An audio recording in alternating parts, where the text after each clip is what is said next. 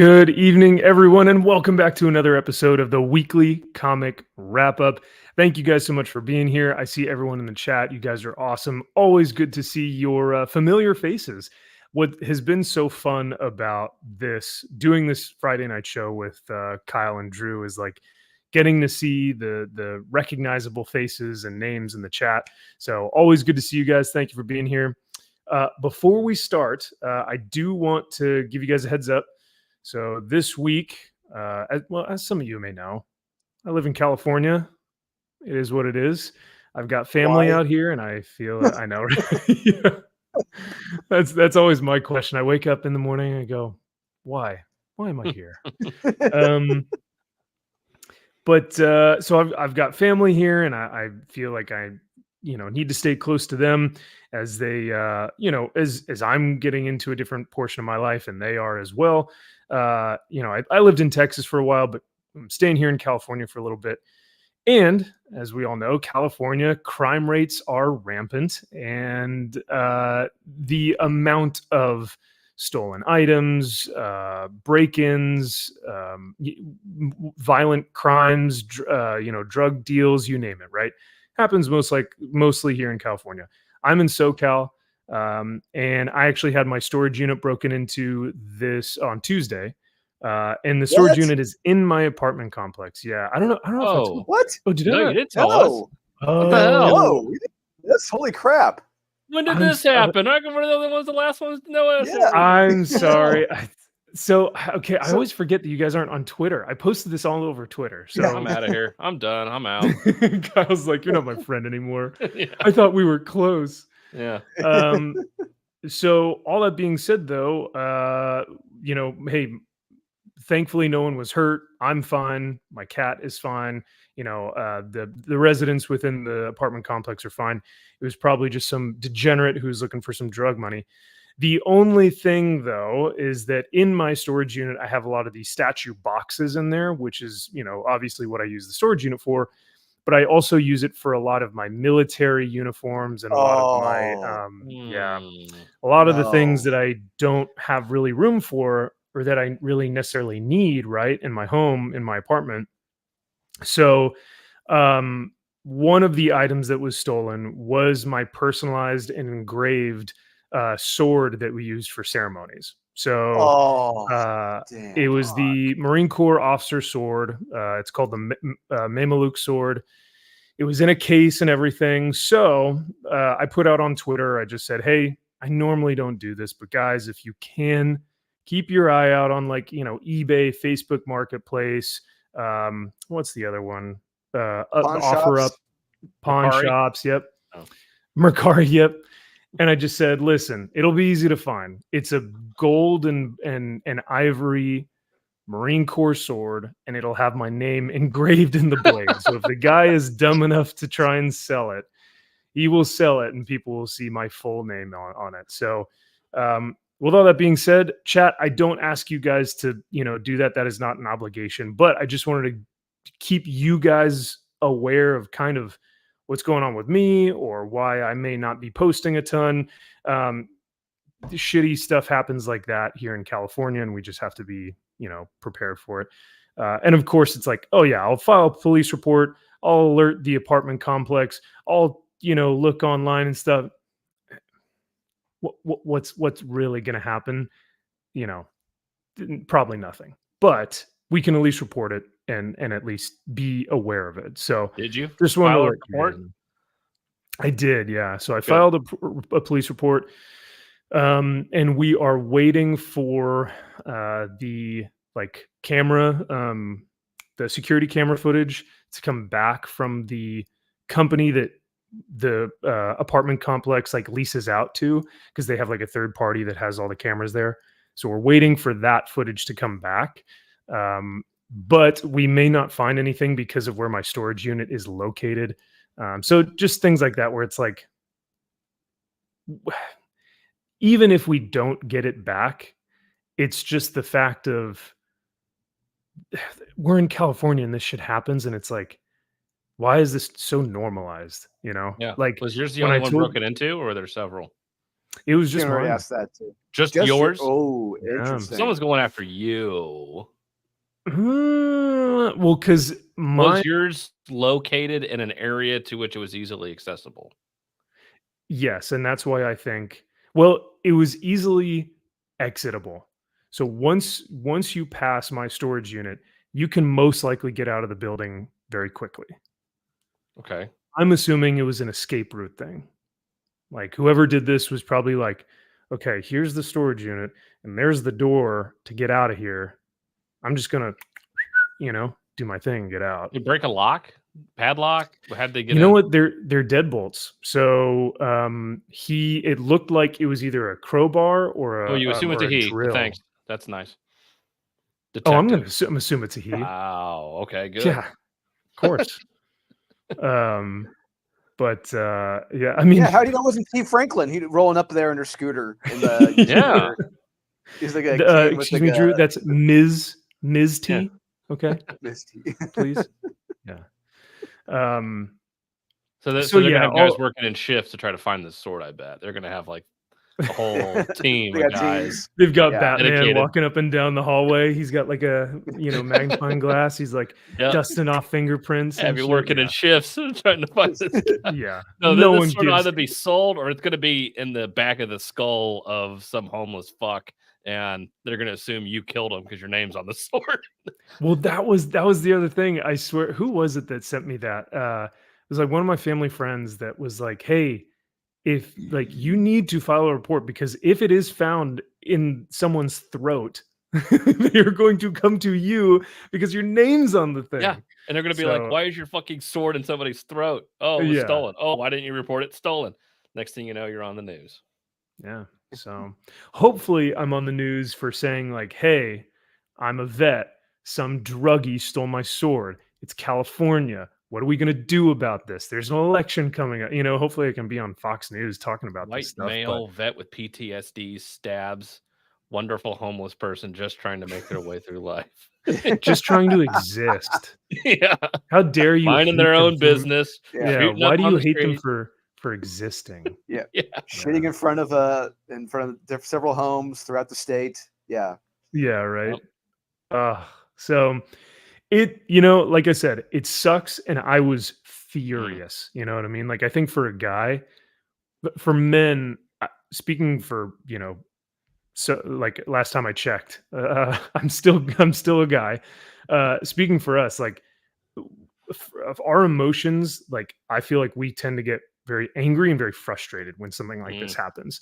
Like I wasn't sad, I wasn't depressed. I was like, I want to effing find this guy. I think that was like my first response. But now realizing where I'm at, realizing, hey, no one got hurt. It's just one of those things where it's like it sucks and it's stupid that my military stuff was in there. Now I have to go through my storage unit and go, okay, do I need to take this out or should I keep this? It's just like you shouldn't even have to if it's your storage unit with a bolt lock on it, you shouldn't have to worry about its own security or safety. But it's the Wait, times and we your live in. security in your storage unit is by an exit to which they can't easily see on camera?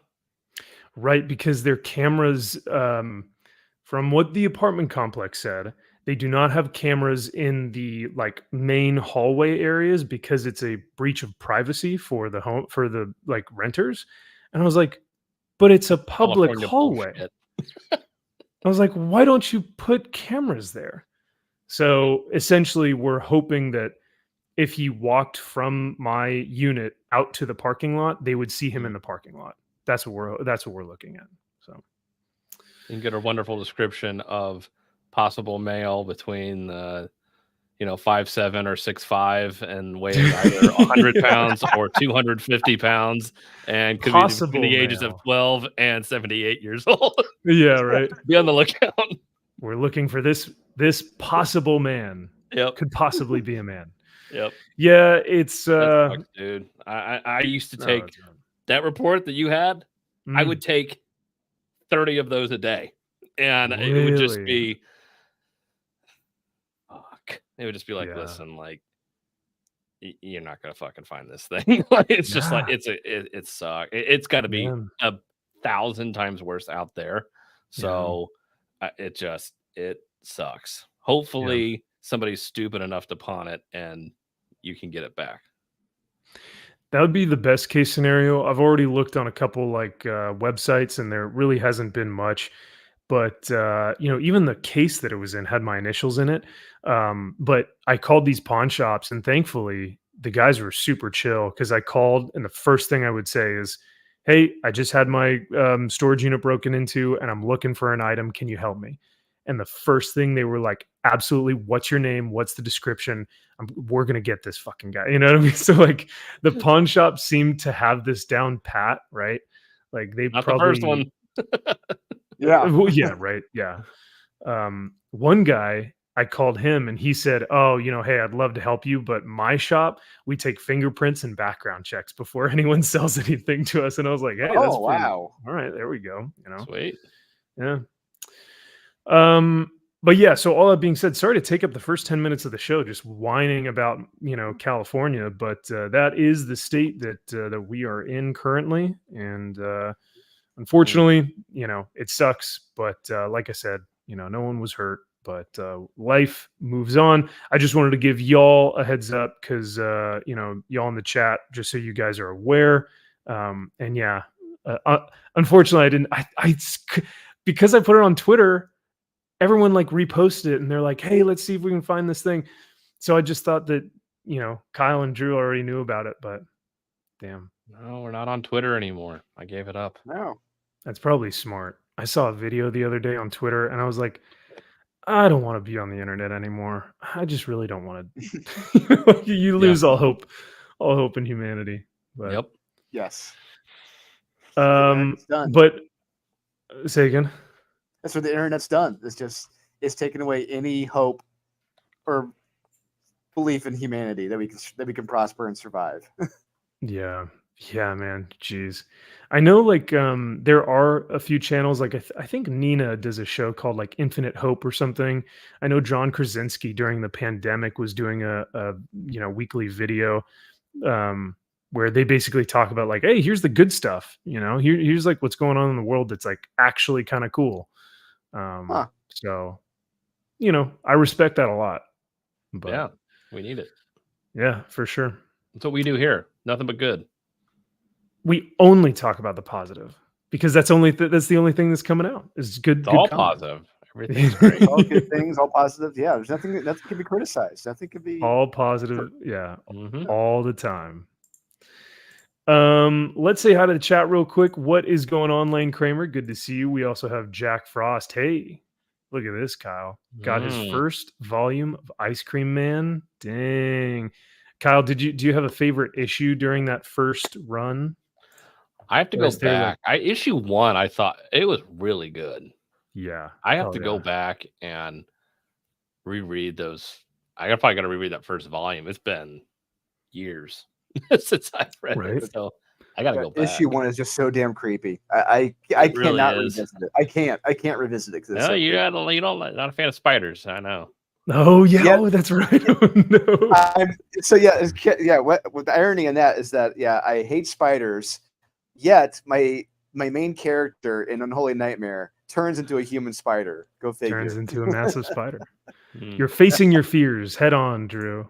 Yep. Yes. What's going on, MG? Hey, we highlighted your comment on League of Comic Geeks last week, so we appreciate you being on there fighting the good fight because League of Comic Geeks is something else. What's up, Curzon? Good to see you. Gary Redman. There haven't been many bad issues of Ice Cream Man at all. Kyle, just can you think of any that like just issue 25? Yeah, Drew's most hated issue ever. 24, 25. I mean, it's an issue that even like this last issue, it was good. It wasn't it wasn't groundbreaking by any stretch of the imagination, but like even when they're not very impactful, they're still really good issues. So like even the ones that are just kind of like, yeah, that really wasn't for me, but like they're still really good. Absolutely. We've got Zach. Sup, fellas? What's going on, Zach? It's good to see you, man. Hope you're Hope you're doing better. I know you've been struggling with some lung stuff recently, so I hope you are doing well, man. JK, good evening to you. And Omni, glory to Space King. Hail, Space King. What an awesome, what a great show, man. I love his animations. Um, oh, man, JK, these are some fighting words for Drew. Hey, I understand that they are very beneficial to the ecosystem. It's just to the balance of nature. They are very important. So they're not beautiful. I would disagree with that 1,000%. Yeah, I don't know. And hey, happy birthday, MG. Yeah, maybe you'll have to show this off on Twitter or something for us so we can show it off as well. But happy birthday, man. Hope you have a good one. Indeed. So let us get into our first topic of the evening. So if you guys noticed, in the title of the video, you'll see that we have a topic that I thought would be kind of interesting this evening of good faith versus bad faith criticism. Because I think a lot of what we do here on this comic book channel is good faith criticism, right? Where we take something objective, we look at a comic book with no prior preconceived notion, and we want to come at it with a good faith rendition of, hey, you know what? I have no baggage coming into this thing, and I want to give it my all and review it based off of its merit, right? But EVS was on a podcast not too long ago with the Shagsworth. Shout out to Shagsworth. If you guys can go follow his channel, go subscribe to Shagsworth. He's already had Eric July on there, and now he had Ethan. But he seems to be a pretty level-headed dude who really just kind of comes at these questions fairly open-minded. And this is a clip that from Katie Did's channel. I think she just pretty much clips things from like EVS or RIPA or FNT and puts them on the channel. But this one I thought was interesting because I think I may actually disagree with EVS here in terms of good faith and bad faith arguments. And I wanted to get y'all's thoughts on this as well. But I'll play a little bit of the clip and we'll kind of talk about it afterwards. Criticism mean? Well, he's coming from a place where he wants to destroy my business. And to me, as somebody who's been working in criticism, that was really fast. Well, he's coming from a place where he wants to destroy my business. And to me, as somebody who's been working in comics for 30 years, that doesn't make any sense to me. If he wanted to destroy your business, he'd be giving you bad criticism, like criticism that isn't helpful. This was all helpful criticism that if heeded and listened to would help him grow his business. I was on a live stream with him with Yellow Flash where I tried to explain this to him. He was furious with me and told me that I was amplifying the narratives of his detractors. This is bullshit, Tom. This is not how creative people grow. And for somebody who has an enormous following, the way that he does, of people who are listening to him and people who might want to be a part of something called the Iron Age, to create an idea that your critics are detractors and that all criticism has to come from a place of love and patience, it doesn't. Okay, I was trying to explain over and over again, like, your best critics are going to be people who hate you and want you to fail. It doesn't really matter. Pause that for a second. Yeah, for sure. I will say about that, maybe it would have helped, just an idea. Maybe it would have helped when EVS gave his feedback, his criticisms. Maybe if he had done it behind the scenes, been honest about it behind it, instead of out in the public for everyone to hear and see, that would have been better. This wouldn't have happened. Instead of just for all the viewers and everyone to see him being not necessarily talked down to, but like criticized in front of everyone. Maybe it would have been better in just private. That's all I'm going to say about that. But we'll never know. So, like, are you talking about EVS criticizing Eric's book, Song? Yes. Yeah. On his live streams? Yes. Okay. And you're saying it probably would have been back. Yeah. Initially, back when they were still talking, and when they were on this live stream. Okay.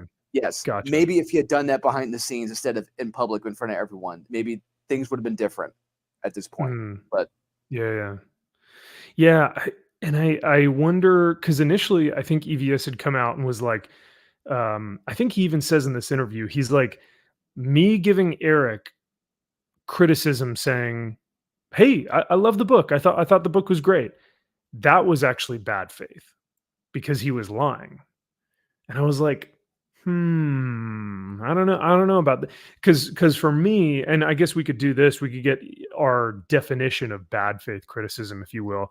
But I think for me, bad faith criticism is if you come into, if you're about to criticize something, be it a comic book, a movie, a music performance or something, and you say, I hate this person and I hate their music or I hate their movie, I'm going to watch it and I know I'm just already going to hate it. So I'm going to start finding things about it that I can complain about. I think that is coming at something in bad faith. Um, even if those criticisms are legitimate, and it's like, hey, maybe that is a legitimate concern, you still came at this from a perspective of I'm already going to hate it. You know what I mean? Yeah. What do you guys think? Does that track, or do you guys not believe in the kind of good faith, bad faith argument? Kyle, I'll let you take this. Oh, it's tough. Well, first off, getting criticized for anything is tough. Nobody wants to be criticized for any of the work that they do, especially anything creative. It's difficult. And if it's your first go at it, which it is Eric's first go at it, this space, in the comic space, like it's not going to be good. And you should know that. Like, listen, this is my first comic book. It's not going to be good. Just get that out of the way. It's not going to be good.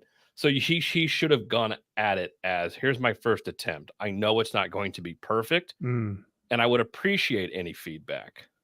From that being said, he was going after Dick Masterson, who had valid criticism. Everything he pointed out was probably valid criticism. He didn't like the way he was going about giving him the criticism, so then he automatically renders it invalid. And it's like, okay. But it's valid criticism. It's like, it doesn't matter. Like, and Ethan kind of said, it doesn't matter how you go about. It's like, it's still valid criticism. Right. So it's like, so if I were to nicely say the exact same thing Dick was saying, you would be like, oh, that's a good point. Okay, I'll change this for next time. It's like, what difference? Yeah, no, that's a good point. I don't know. That is a good point for sure. Because like, if Dick were like, hey, I hate you, but I want you to succeed. So here's some things that I would think maybe might make the book a little bit better, right? Or I don't know. Maybe it is just kind of how you come about it, like how you speak about it. And right. And then if somebody that big, it's like, okay, I'm going to take all of the criticism, good faith, bad faith, whatever that fucking means, and put it all together and then be like, okay, are they all saying the same thing though? Are they saying pacing's wrong? The art sucks. The covers are terrible. The character doesn't make any sense. Are they all kind of saying the same thing? And it's like, okay, well, maybe there is something here. Yeah, Kyle, I agree with that. Yeah, it's one thing I've had to learn as a creative too. If you're noticing a trend, like you said, Kyle, that's a trend. If you start noticing those, okay, something needs to be fixed here. But if the complaints or issues or whatever are drastically different, they're all separate things, and people are seeing different things, it's like, okay, there really isn't a concurrent trending problem here. This is like a personal, like their own personal perspectives they're bringing in, just their own personal issues that they have with it. But I think as long as there isn't a trend, that's good. Yeah, because you see every detractor is saying the same thing, like, your book sucks, you're fucking stupid, I don't like the way you talk. It's like, okay. I should correct that and say constructive criticism, not just a blanket statement like it sucks. Oh, so, okay, you said it sucks. You want to elaborate on that? Yeah. No, you suck. I don't like the way you it's like, okay. Yeah, because then it becomes a conversation of, is this legitimate criticism, like constructive criticism, another word, like they're synonymous with each other, right? Or is this just bad criticism? Is this just like it's not conducive to the story, where it's like, oh, I don't like Isom's suit. It's like, okay, but it's like, fine, whatever. That was my creative decision. But if you're saying, hey, this dialogue sounds off, it should maybe read more like this, or what is the character's motivation during this portion of the like criticisms that could objectively be in a storytelling medium, that could be like, oh, that's something I could work on, right? So I wonder if that is kind of the argument here, as opposed to good faith or bad faith. if it's constructive and legitimate or just garbage. Is Yeah. it not even criticism? Or Um, it's a way to talk your way out of having to say, "I screwed up." Anybody oh that yeah, says anything that goes against what I think, well, they're coming at it from bad faith. There's also that, mm, but that's the problem. It may not be. You may be 100% right, and you may 100% want everybody's opinion, but the second you say, "Well, this person's coming at it from bad faith," you're then opening yourself up to a character debate and character attacks, whereas someone could say, "Well, you're just trying to skate away from everybody that has legitimate criticism." You're just saying, "Well, they're in bad faith. That I don't like the way they're talking shit about me and other thing, and they're friends with so and so, so I can't appreciate anything they say." It's it doesn't look good. It gives people room to then debate what good faith and bad faith is, and I don't know, it just opens yourself up to yeah, way more. It's like, just take the criticism. I'm going yeah, to work Yeah, on and it. honestly, yeah, yeah, you're right. Like one thing I do ask people, I ask people, like, if you don't like it, tell me why you don't like my book. Explain to me. It's like I want to know why. What did not work for you? I like to ask people what didn't work for you, and that way, if yeah, it's something I can fix myself, and if it's something I notice from other people, it's like, okay, I need to fix this. I can fix this. But like, if there isn't a trend, you know, some people not saying the same thing, and they're being eloquent in their concerns and complaints. It's like, oh, okay, yeah, maybe I should work on this. But if they're not, it's like, okay, just brush it off. Don't worry about it. and that kind of comes back to a point that Kyle had made, because Drew, I really like your approach there, because both of you guys have both said something similar. As an artist and as a creator, coming into a space and being like, I know that this may be my first time, or this may be my first go around, or maybe I'm still kind of, finding my footing here. I would love y'all's feedback, because what that is going to do is make me better. And then by the time I get to my third, fourth, fifth comic, it's going to be a overall well-rounded product to then give to you guys, thanks to your feedback, right? Because it's kind of It's like a about feedback growth. loop I of mean, if right, you're right. doing this professionally, it's about growth.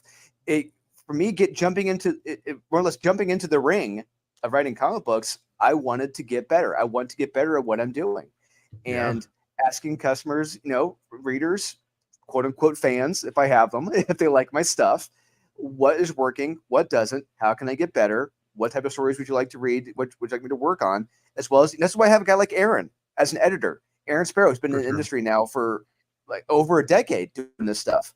What works, what doesn't, where can I get better? And there are writers, creatives in this industry who don't see themselves wanting to get better, just staying in that echo chamber, staying where they're at. I'm fine the way it is. Don't need to change. Everything is good. Everything's good in the first draft. That's it. Mm.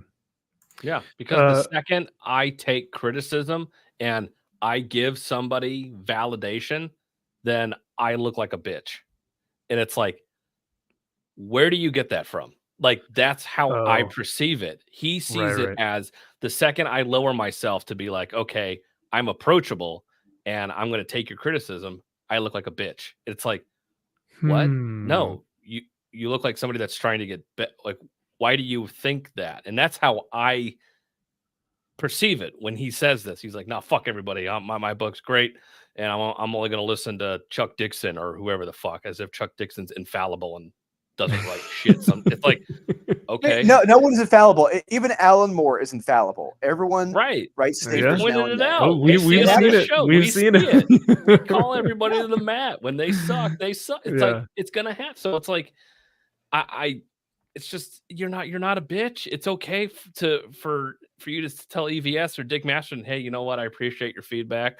I'm going to look at it, and if I have any other questions, I'd be more than happy to reach out. I would love to keep dialogue open. You could Yeah. help me. You could look at some drafts. It's like, that's all you got to say. And then it goes away, Yeah. and then no one's doing trash cast for weeks on end, making money off of you, looking like an idiot. But And that is what is so interesting, is I've heard a lot of people say, and I don't want to make this too much about I Eric in know, general. I think, just having the conversation about criticism in general is something that's that can be really broad. But that is one thing that I've heard from, from individuals who within this kind of sphere is saying, like, hey, if a lot of this was like caught at the beginning, and the criticism was listened to and applied, a lot of this wouldn't be happening right now. And I wonder what reality, or like what alternative multiverse that could have happened in, right? But Mhm. I do want to say hi to the lovely Sherry. Good evening. And you guys are amazing. And this is exactly why I wanted to have this conversation, because y'all are bringing up good points that I can work through as well. Because my view of bad faith or good faith, whatever, is still something that I'm processing and something that I'm still trying to work out. Because initially, I always thought, right, bad faith is if like someone hates you, they're just going to shit on your thing no matter what. But then someone actually offers valid criticism, even though they hate you. Do you listen to it? Right. So these are all really great questions, and I thank you guys for being so articulate in the chat. JK says most of the criticism in the panel's reviews would be deemed bad faith by those creators. We all think someone who criticizes what we do have bad faith. I mean, yeah, I guess even when we do our comic reviews on here, people could say, hey, you guys are doing this in bad faith because you hate Marvel and DC. But we have read some Marvel and DC books before where we come into it and being like, hey, this was actually kind of pretty cool. We're like, hey, this was sick. Like, Kyle, remember when we did that? This was like a year or two ago when you were like, read this Batman story. And I was like, do I have to? And you're like, no, just give it a chance. And we read it and it was awesome. It was like this Elseworlds weird, medieval story, I think, something like that. I don't know if you remember that. It was back on the Comics Elite channel. Was that the Tom Taylor Batman? It may have been Dark Knights of Steel. Yeah, is that what it was? No. It was like it was an anthology Batman book, and I'll have to go back and look at it. But damn, that's going back. I don't remember what happened yesterday. So, but Max, you're right. I mean, we don't go into this hoping or looking to hate something. Now, there are times when we have preconceived notions about creators where we automatically assume, oh, this is going to be a cringe level event. This could be a CLE cringe level event. And there are times where we're surprised. Oh my God, that didn't happen. Holy crap. It was actually good. Like case in point, I always go back to this. Mariko Tamaki, when she was on Future State and she did her Dark Detective, the Batman Dark Detective series or whatever, that was fucking good. It was one of the good ones. That and Swamp Thing were two of the very, very good ones. Even though she didn't write it, Ben Abernathy wrote it. It was still good. She had her name on it. But I gotta give her credit for that. She was able to get out of her complacent, lazy zone and write something good. Write something fun in a comic book. Yeah, for sure, man. And Gary brings up a good point. Sometimes you get critics that you're just like, okay, I don't need to listen to this because this is clearly someone who just is not actually offering any type of, recommendations, right? They're just shitting on you to shit on you.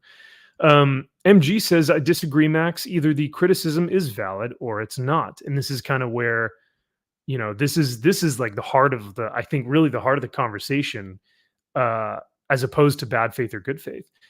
He says, I've worked at places where people I dislike give me feedback. Doesn't mean it isn't true. Yeah, someone can be like, you're an asshole, but to get better, these are the things that you're going to do. It's like, maybe I should listen to him because that was actually pretty, yeah. Unless maybe that person is trying to hurt you. Because someone's like, hey, you should definitely make that comic book 96 pages. And it's like, oh, so I should make it like a graphic novel? And they're like, yes. Like maliciously trying to say like, you know what? You should definitely do this for your comic. It's like, so there is a little bit of that. That's where I guess is it legitimate or illegitimate criticism? Is this going to help or hurt the creator? And that's where, as a creator, you have to have the discernment to say, is this criticism going to help me? This is a good point as well. It's not Dick's job to tiptoe around Eric's feelings about it. Either what he says is real or it isn't. Feelings don't feelies. Yeah. Feewees don't factor in, Well, especially I'm just with gonna the say. amount. Oh, go ahead. Oh, sorry. No, finish it. Then I'll get to my point. He just finishes his comment with, especially with the amount of shit EJ has said about people he doesn't like. Um, I mean, yeah, the what was the whole monetize the haters, right? So Yeah. But Mhm. sorry, go ahead. I'm just gonna say. I'm just gonna say, like I said earlier. I really think if Ethan has said and made his comments and criticisms behind the scenes and not out for public for thousands to see about Eric at his book, I think it would be a different story. I think this relationship may be different by now at this point, but that's just a theory. We'll never know. Yeah. And subversion or de-subversion. This is also something that I think a lot of people have talked about. It's like EVS. I don't want to call him a drama farmer, but he likes the attention, right? He likes doing these trash cast videos. He loves he's an entertainer, right? Yes. That's what you see on these live streams. He does this very purposefully. And I don't think that he would. You have to make them entertaining. You have to. I mean, Yeah. why are you watching otherwise? Right. And if someone were like, "Oh, well, you're just like, monetizing this and capitalizing off of this," I guarantee you, he would be like, "Yeah, I am." I think he's unabashedly proud of the fact that he's doing trash cast, but you have a and so guy I think- giving you gold. Why wouldn't you keep doing it? I mean, stop doing it. What else is there to say? And I will say subversion. Yeah. I mean, Trashcast started not with Eric July. It started with Yellow Flash. It did. And then what Yellow Flash did was an absolute dick move. What he did. Yeah. It's like there's things you do and don't do, and that was one that you do not do without someone's permission. And I am actually on board with I can't speak to the Eric July stuff, but EVS doing a trash cast on Yellow Flash, totally understand that. Totally support Absolutely. that. After what he did to him, yeah. That is not cool, and that shit is easily monetizable. So, and speaking of monetizing, yeah, Zax talks about how Derek June, gosh dang it. Wait, is that the puppet? I don't know. How both of these guys are monetizing themselves, right? Yeah. Eric is able to monetize what he needs. EVS monetizes what he needs. It is same thing with what's kind of going on with the Act Man and Az right now. Both of these guys are, if you want to call it, monetizing this whole what is it? Sweet Baby and Ink and Starfield and video games. I'm not a video gamer. I don't care. But yeah. Neither am I. Yeah.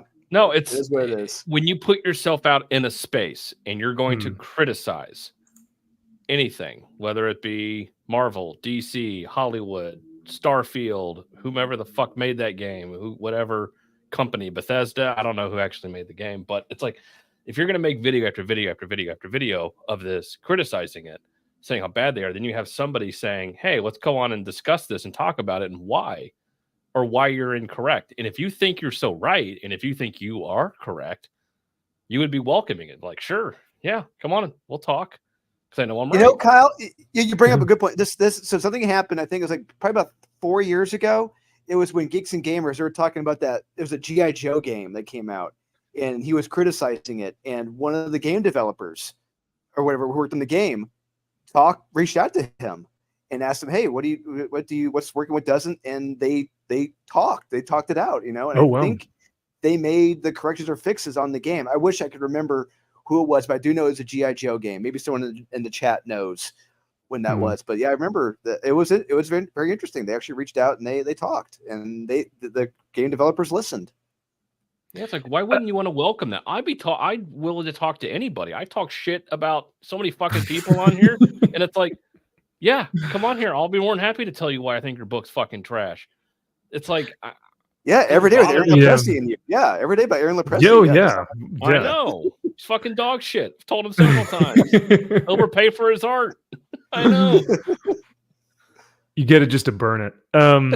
Yeah, I have actually had moments on here as a YouTuber, you know, being on here for now 3 years or something. I've had people contact me behind the scenes and been like, "Hey man, I really disagreed with your last video," or like, "This is just nonsense. What are you talking about here? What do you mean by this?" And sure enough, like later on, and that was early on, that was like when I was still a little, like, I think still maybe sub 1,000, maybe 1,000 subs.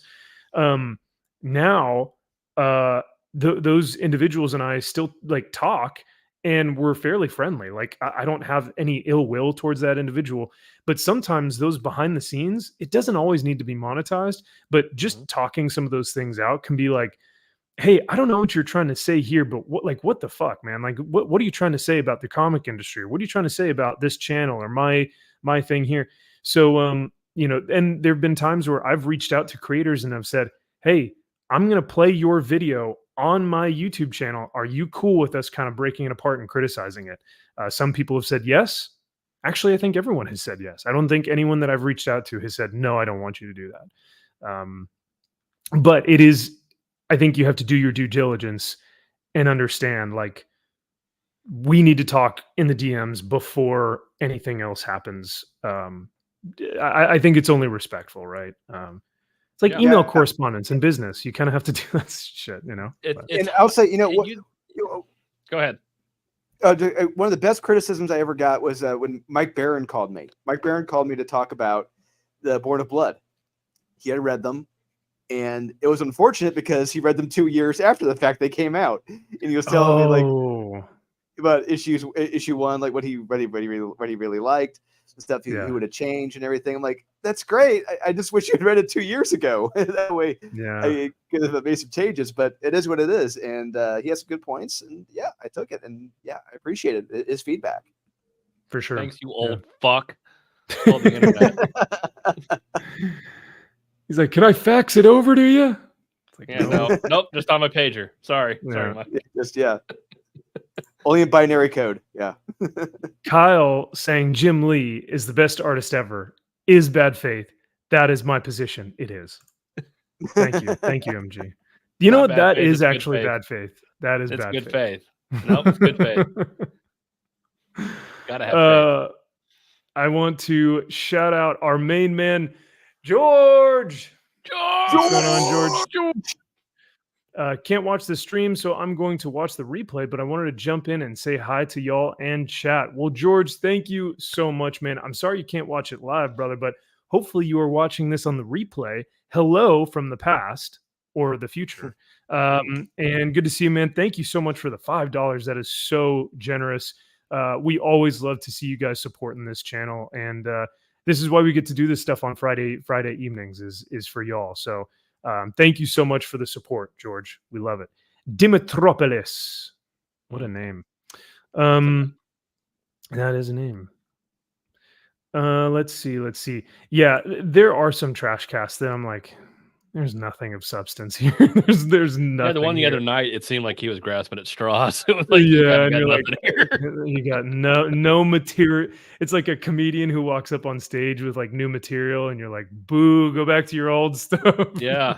Like you had Ovaltine. Yeah, EVS lost big at the casino. I bet he's like, I need to get some money here. Yeah. He lost its track. Yeah. Let's see. Just going through some of the comments. Hey, Salty Traveling. See what's happening, brother. He says the degree of negative reaction is the difference between the mature and immature masculine or feminine. Interesting. Okay, let me read that one more time. The degree of negative reaction is the difference between the mature and immature, the masculine or feminine. Okay, I like that. That because how you respond to this is essentially saying is How your level immature of or maturity. mature you are. Right. I like that, Salty. Yeah, thank you for that, brother. Also, Salty, speaking of trash casts, Salty was on a trash cast. EVS like highlighted his comment, and I think all Salty said was just he's moving differently, and he highlighted that. that was pretty good. Salty's famous now. So would that be me if I lose my shit over someone over a creative who's written a comic book character out of character. If I lose my shit on that, does that pretty much show me as immature at that point?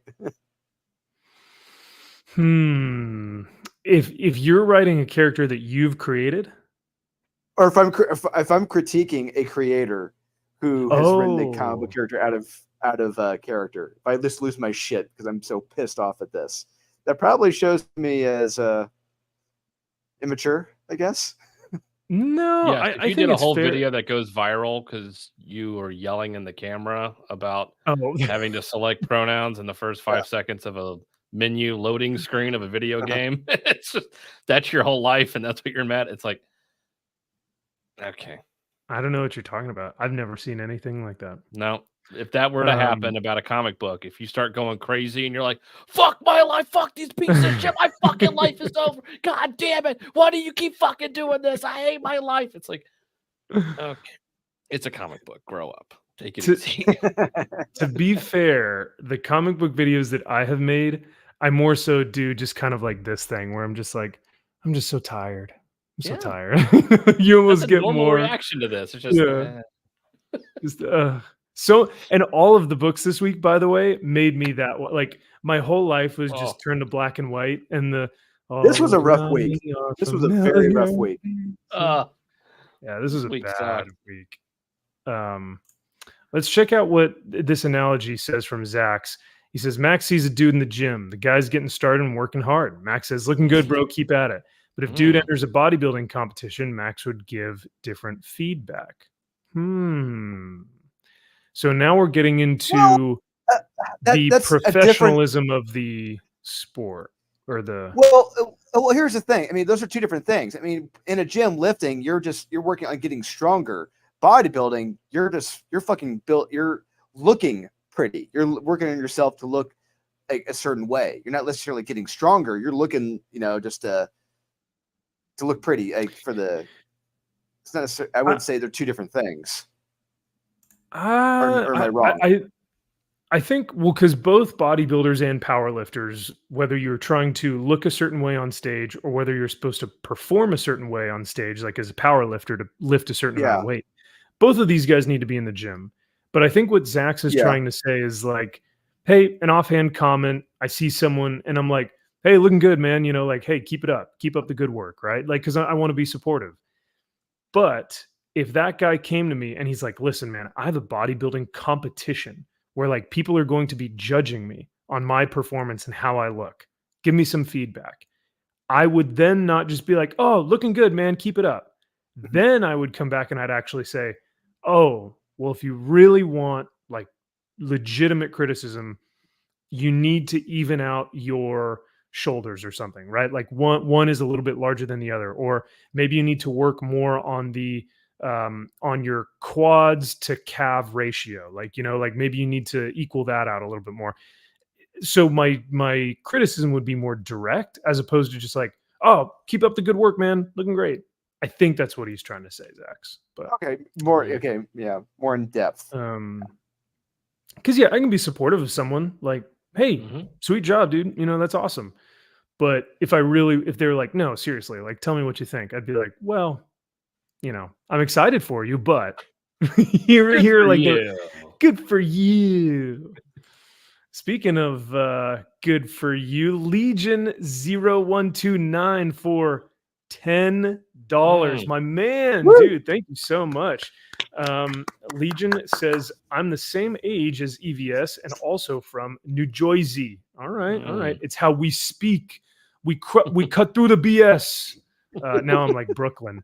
It's why Trump is it's why Trump is popular. Yeah, he doesn't sugarcoat shit, man. He just says it how it is. I associate the bad faith phrase with liberals who shut down discussion. It means nothing to me. Oh, that's interesting, Legion. Okay. I know most people will say the bad faith, good faith thing came from liberal progressives who were trying to shut down communication, like you said, Legion, to say, I don't want to actually converse with you because I'm going to deem it as bad faith, which then delegitimizes the whole argument, and therefore I win. Right? Does that track? Yes, it's I'm going to come out here. I'm going to spout all this bullshit, and Hmm. anybody that wants to discuss it or say I'm wrong, bad faith. Fuck you. You're wrong. Bad faith. Yeah, yeah. Oh, come on and talk Nope, about it. Nope, bad faith. nope. Bad Bad faith. faith. I You can't. just when Nope. you're talking out of both sides of your mouth. It's like, first off, I don't know what the fuck that means, and secondly, what? What is Like, what is that in reference to, Kyle? I don't know what that is. I That don't know in what that reference to means like either. It's like, a oh, you're talking out of both particular sides of your mouth. You're current? saying one thing and saying another thing and saying two things and saying three things. And then it's like, you're a Hmm. child. Like, again, if you think you are right, if you think you're right, sure, come on here. I will wipe the floor with you and make you look like a moron. Come on in. Anybody that wants to come in here and debate me, even though it's not a debate because I know I'm right, it's like, I just, who cares if it's good Counterpoint. faith or bad faith? Or talking out of both sides of your mouth, or one side, or three sides, or whatever fucking side, how many sides you want. Well, how many holes do you have? All 7 holes of you? You talking about all 7 holes of you? Christ. Any So, hole, any and all all holes. holes in any hole. Counterpoint, devil's advocate. What if you don't respect that person? And they're like, no, let's have a discussion. And you're like, fuck you. I don't want to have a discussion with you. You mean nothing to me. Why would I platform you? Why would I go on your channel? Why would you come on my channel? I don't even want to talk to you. Now What about that? that depends. If you want to platform somebody, it's like, I'll go on your show, you'll go on my show. It depends. It's like, am I somebody with 5,000 subs going after somebody with 10 million? Or Yeah. the other way around? Do I have 10 million and someone at me with 5,000 subs? I'm just like, am I going to give you the time of day? I don't know. But Why would they? That's a Yeah, different question. why- It's like, why would they in the first place? Why are they doing Yeah. that? Why are they concerning themselves Yeah. with that? But if you're both on equal-ish level, or it's like, and the person with the higher subs is like, I want to debate you, come on and talk about it, then it's like, sure, I'm right. Yeah, I mean, Sure. I guess you could say, you could weigh that and say, well, listen, I've only got 5,000 subs. This dude has, 10 million or whatever. Even if I look like an idiot, or even if I just get lambasted, right? And the whole chat hates me and whatever, at least we have a discussion, one.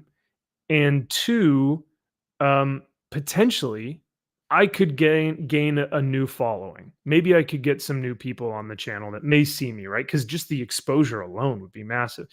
Yeah. So I think as a YouTuber would be something that you have to think about, saying like, do I even want to give the person the time of day?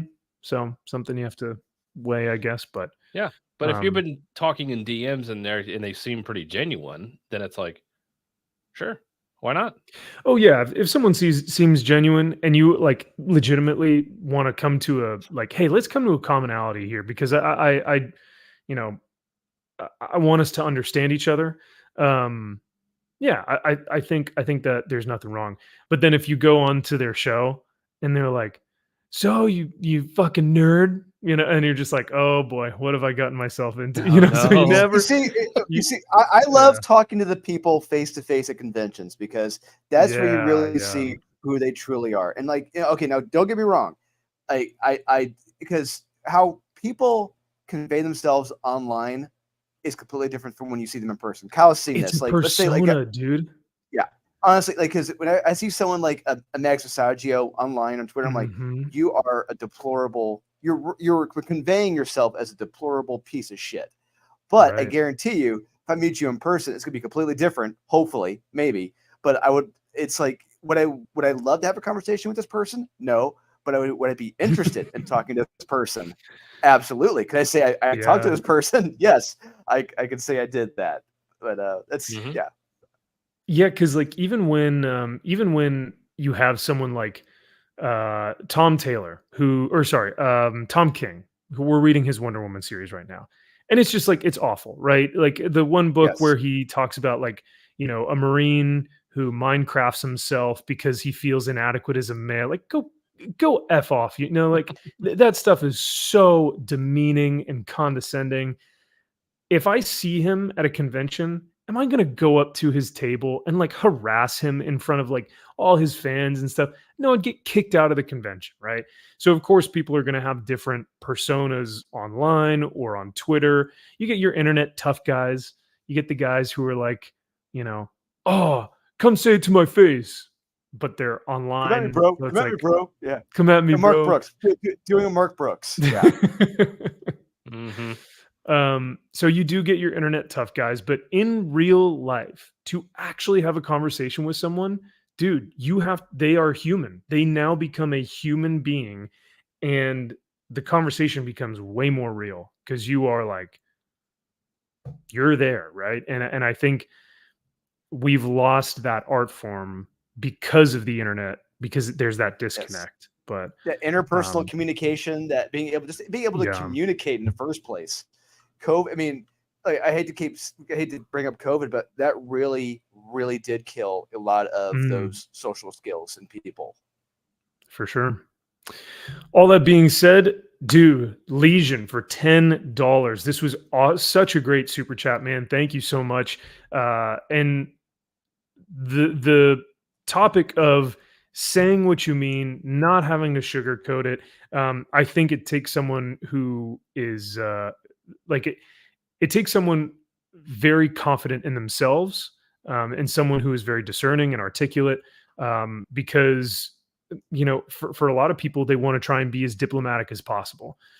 You want to come across as someone who has a certain persona, but if you just say it how it is, man, you're just being as true to yourself as possible. So I have a lot of respect for that. I really do. So but in terms of the bad faith thing, I can totally see where that comes from, is like bad faith or good faith. Because why do I need to talk to you? You're just going to be bad faith. It's like, well, that's convenient because you just got rid of their argument. That sure is very Their convenient. valid criticism or argument that they have. It's like, oh, bad faith, can't trust them. It's like, you can only say that so many times. Yeah. Oh, it's so sad that it's in bad faith, or else I would. Damn, I would love to have gotten on a debate with them. Oh shoot, man. We've got Josh McDonald. He says, "It's my guys. What's up? What is up, Josh? Thanks for being here, brother. What up, playa? What up, playa? Hopefully we get to see him on Sunday night for Max's Man Cave. Home Chick was good on Supergirl being super, probably the best Supergirl book in the past decade. What are you talking? What? Where did this come from, Josh? What is this? Let's see. What?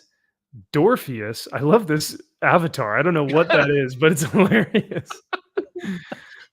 Dorpheus says, Yellow Flash is super woke. He banned me for asking why he supported Spider-Man 2 game. What? Wow. Okay. Oh boy, video games are awesome. I'm really bad at them, so I've never gotten into them, unfortunately. Oh god, speaking of video games, so Lords of the Fallen, I know this game came out months ago, and it's one of those fucking games that I want to throw the goddamn controller, because the saving system is and everything. I'm just like, you get so fucking far in, and then some bullshit character kills you, and you got to start all the way back. And I was playing this months ago, and I couldn't get past the first fucking boss, and I tried it at least like 100 times in a row. Kept going, dying, save, start, die. I'm like, Jesus fucking Christ, this is the first goddamn boss of the fucking game. Like, I stopped playing it for months. So today, I just picked it up, and I'm like, oh, fuck it, I'm just gonna try it. Beat the boss in the first fucking try. I'm like, well, I don't even know what that. I don't even know. What? Beginner's luck? Must be. And so I think I took myself out of it. And I'm like, all right, I'm not going to care as much. That's interesting. Okay. Yeah, I thought you'd be talking about what's the most recent game that Helldivers. Everyone's super obsessed with Helldivers right now. So I don't know what it is. I don't know if it's a fascist game. Tetris. Play it, Kyle. Drew's on his Nokia phone playing or his Game Boy. Yeah.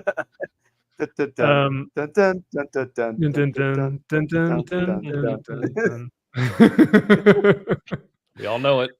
Yeah. See, I'm not that young to where I didn't play Tetris. All right. I'm hip. I'm cool. I'm with it. Mila, good evening. She says, good, valuable criticism often stings because there's truth to it from my experience. I love that, Mila, and it's true. It is 100% true. And if you ask for it, you're going to get it. And you can't be like, oh, no, I don't want you to be that honest. No, that's why you're asking for it. Yep. Yeah, Bad faith. 100%. I remember in high school, I was talking to one of my offensive line coach, and he was, he and I had to sit down and we were looking over my tape, like my tape that I send out to colleges, and we're looking at my highlights, and he goes, all right, where are you going to send this thing? What colleges are we looking at?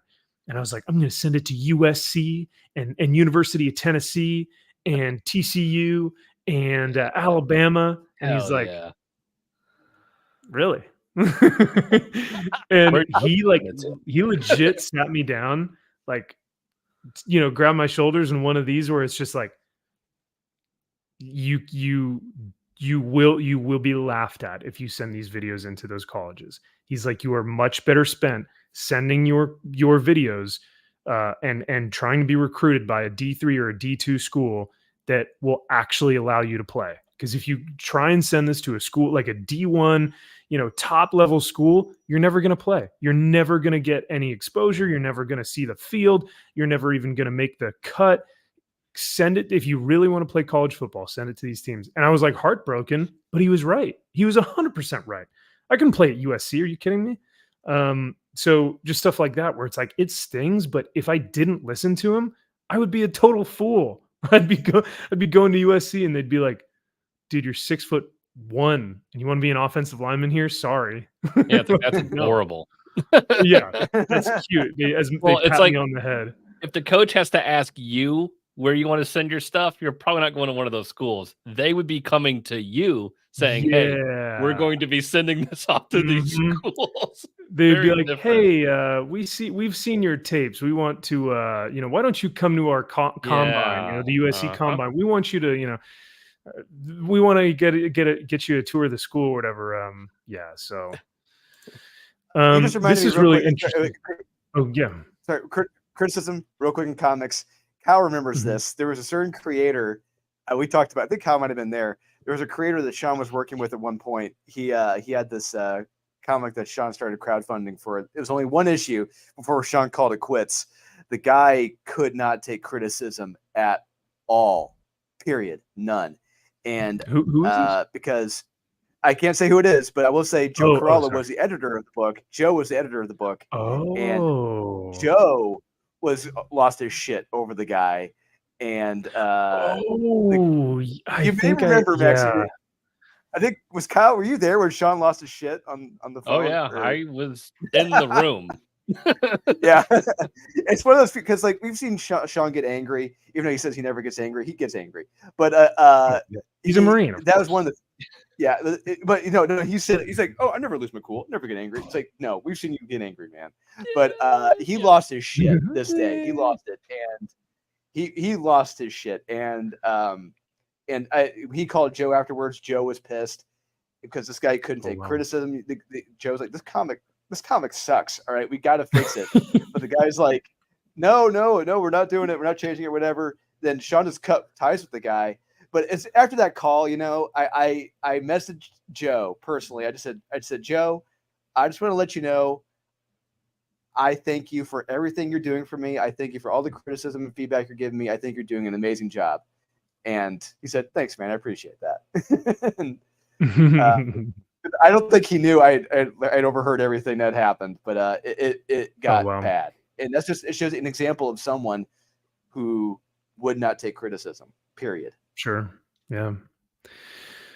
Speaking of criticism and bad faith and good faith, Release the McCracken. He says, I really do think that Dick's opinion was in bad faith because he either fueled or was a part of that email that was sent to the church. As far as I know, he didn't tell his viewers to not do that.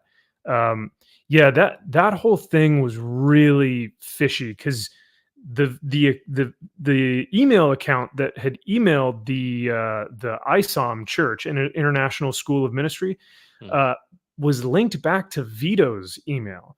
And so people were like, okay, were Vito and Dick trying to get this whole controversy started, right? Like, were they the ones who fueled the fire to instigate this church to be like, hey, you should probably sue this guy, right?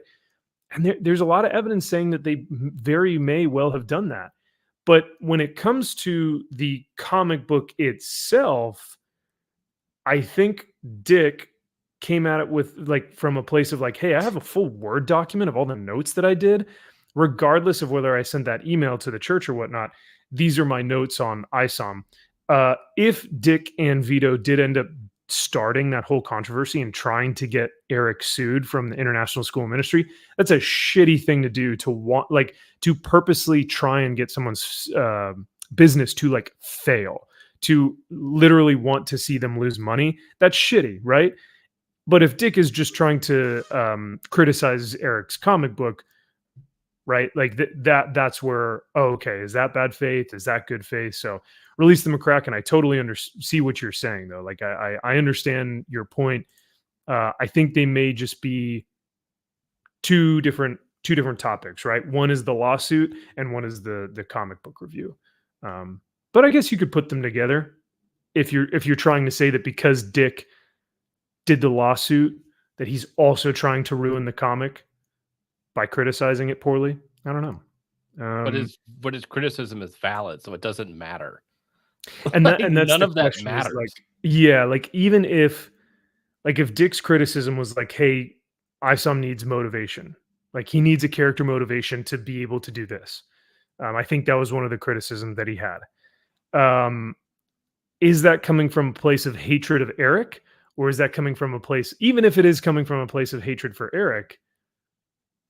I mean, it's still true. What is Answer, ISOM's it's like, motivation? Right. I'm giving you criticism to your face on a stream, and you can't even answer the question. You can't even say, well, you're wrong. If you look on page 6, this page right here, this specifically shows why you're incorrect. You may have read it incorrectly, or you may not have seen it, but this was my intent for this. It was just, you're stupid, and you have everybody else talking over everybody, and then it's just arguing, and then it just dissolves into nothing. It's like, it doesn't matter what he was doing on the side. The Dick Masterson's basically, he's a shock jock. I mean, he's gonna fuck with. It's like Dick Masterson is an ultimate troll. Is. He's extremely polarizing. Hello. Yeah. But I really don't. Okay, sorry. He's chewing on my microphone stand. Excuse you, sir. Sorry, my cat is kind of going crazy. I'm going to criticize you in bad faith, sir. There you go. Yeah, exactly. But what was I saying? Oh, in terms of what were you trying to say, Kyle? That his criticism is still valid, even though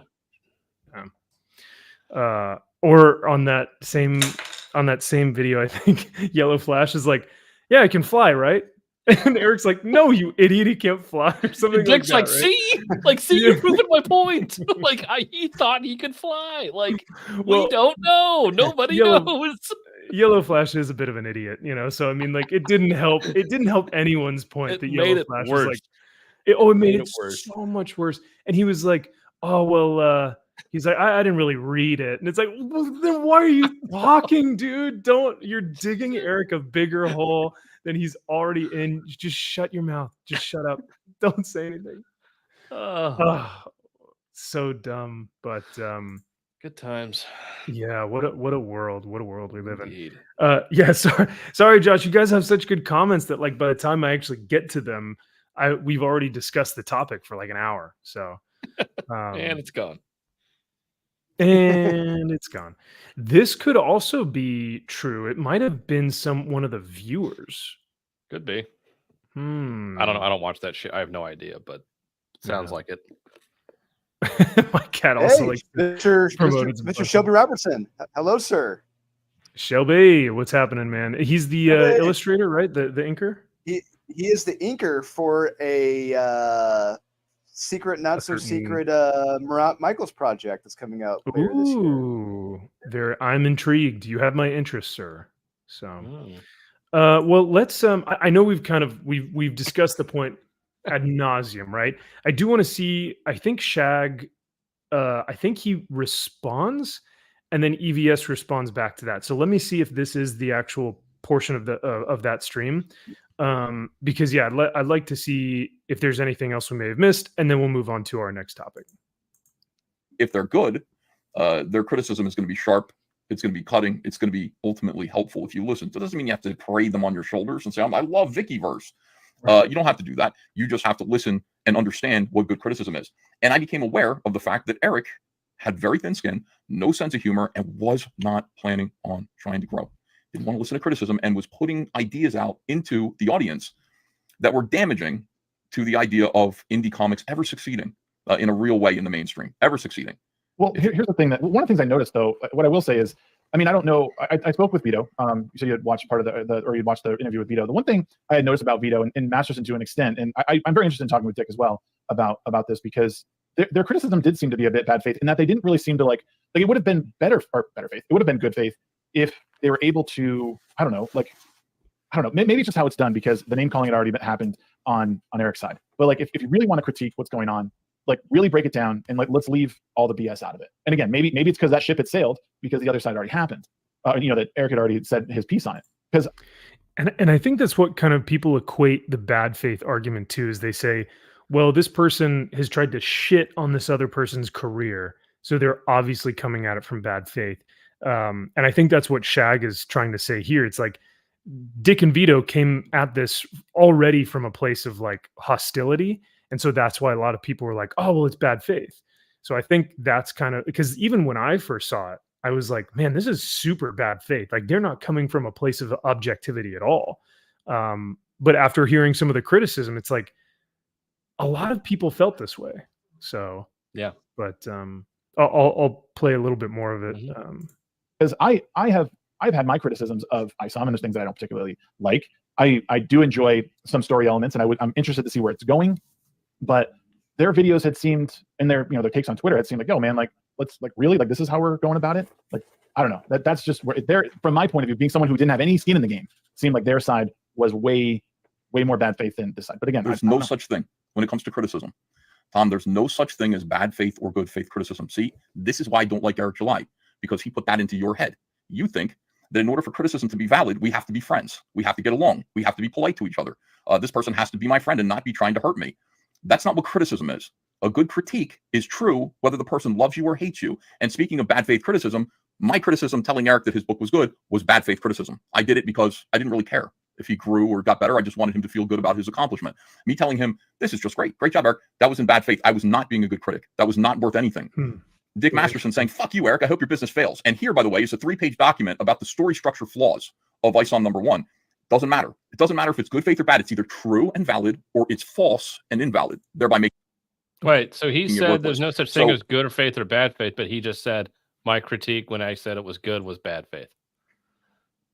Yeah, right. That's what I was confused about, because I was like, okay, wait. So I think he was saying if there is going to be a good faith or bad faith argument, it's when someone is like lying. Because I think what even EVS was trying to say is that I was lying when I was doing it. Right. I lied to Eric, and I just said, "Sure, man. Keep it up. Good job. Good work. Keep up the good work, or whatever." Instead of saying there are some serious structure flaws here, and we need to fix these. Right. So yeah, I think both of these guys have really interesting thought processes here, but. Initially, I disagreed with Ethan because I was like, I think there is good faith and bad faith criticism, but I guess it comes down more to the fact of, is it legitimate or illegitimate? And I think Josh hits the nail on the head here. It doesn't even fall under criticism. You're just making a blanket statement. You're just saying blandly, generically, yeah, it's fine. It's not even it doesn't fall under criticism at all. Period. Yeah, I guess it's just support at that point. Yeah, I'm just going to support you as a person. I'm not going to. It's validation. Yeah, you're great. Yeah. Keep it up. And this is a great point from Josh, is he says the problem is that when you act like Dick or Vito, like bombastic and belligerent, just like hello, like people are gonna be opposed to that. No matter how valid your point is, you lose credibility to a varying degree. That is a great point, Josh. And I think that's very well said, because that, I think, is why most people say that their argument and their criticism is bad faith, because of how they come across. I think most people see that at surface level and they go, these guys are idiots. Why would anyone listen to their criticism? And then you read their criticism and you're like, oh, wow, that's kind of a it's kind of an interesting point, right? But I digress. Yeah, but again, it's tainted at that point because you're like, well, they're an asshole, so I'm not going to listen to anything. And I can use that against. That's why no one will take anything I say with a grain of salt. It's like, well, you're a fucking dickhead. It's like, well, yeah, you're right, but doesn't mean that I'm not right. Also, I was going to say, because even if people, when because you were the scourge of the earth at Comics Elite, right? People in the comments hated Kyle because they were like, why does he always skip everything? Kyle sucks. Now that you're on my channel, people are like, Kyle is always right, and it's completely changed. But all that being said, most people thought, like, oh, Kyle's such an asshole. But for me, I'd be watching and I'd be like, it doesn't matter if he's an asshole or not. He's right about this comic book, right? We were actually reading them. Some a third person who did reviews with us may or may not have been reading them completely, but which is why people missed having him on the show. I see. Well, I do want to give a huge, massive, whopping, celebratory thank you to our Damon D, who just sends up the heart. Let's see, can I do the hearts? There they are. There it is. Jamin with 50 Canadian dollars. My gosh. I'm speechless. He doesn't even say anything. He just drops in with a heart. He just goes, I love you guys. We love you, Jamin. Dude, that is so kind. Thank you for the $50. That's amazing. They are Canadian, so does Canadian that mean that pesos? we have to pay you? Yeah. Something like, I don't know. But no, man, that is so generous. And seriously, I have no words. But you know what? Someone can speak to this much better than I ever can. So for your $50, man, thank you so much. This is for you. Strength and honor. Strength and honor. What we doing live? Echoes in eternity. And your $50 shall echo through eternity, Jamin. You're the man, dude. Thank you so much. We also have Steph, my nerdy home. Yo, come catch these hands. Oh, damn. Ooh. You trying to throw down, girl? She's got hand. She has hand. I guess so. Damn. You pulling up? Are you pulling up? Are you pulling up? Okay. Oh, you're gonna be pulling up. Steph is one of our detractors, guys. All right. Okay. So we gotta. You want to pull up? All right. Steph and I have this thing where we get really, we make fun of the Gen Zers because Gen Z does hearts like this. That's disgusting. Why would anyone do a heart like this? It's always like it's like this. Yeah. That's not gay. That's masculine as hell. Yeah. Straight up. Straight up, homie. Josh says these guys don't understand what in good or in bad faith means. Josh, what do you think it means? I'll send you the link if you want to hop on here, but Yeah. We are probably going to move to the next topic, but I will. Yeah, I'm interested now because after our conversation, I'm almost leaning more towards that bad faith has been something of a deterrent to stop a conversation or to delegitimize criticism or an argument because you can just say, well, there's bad faith.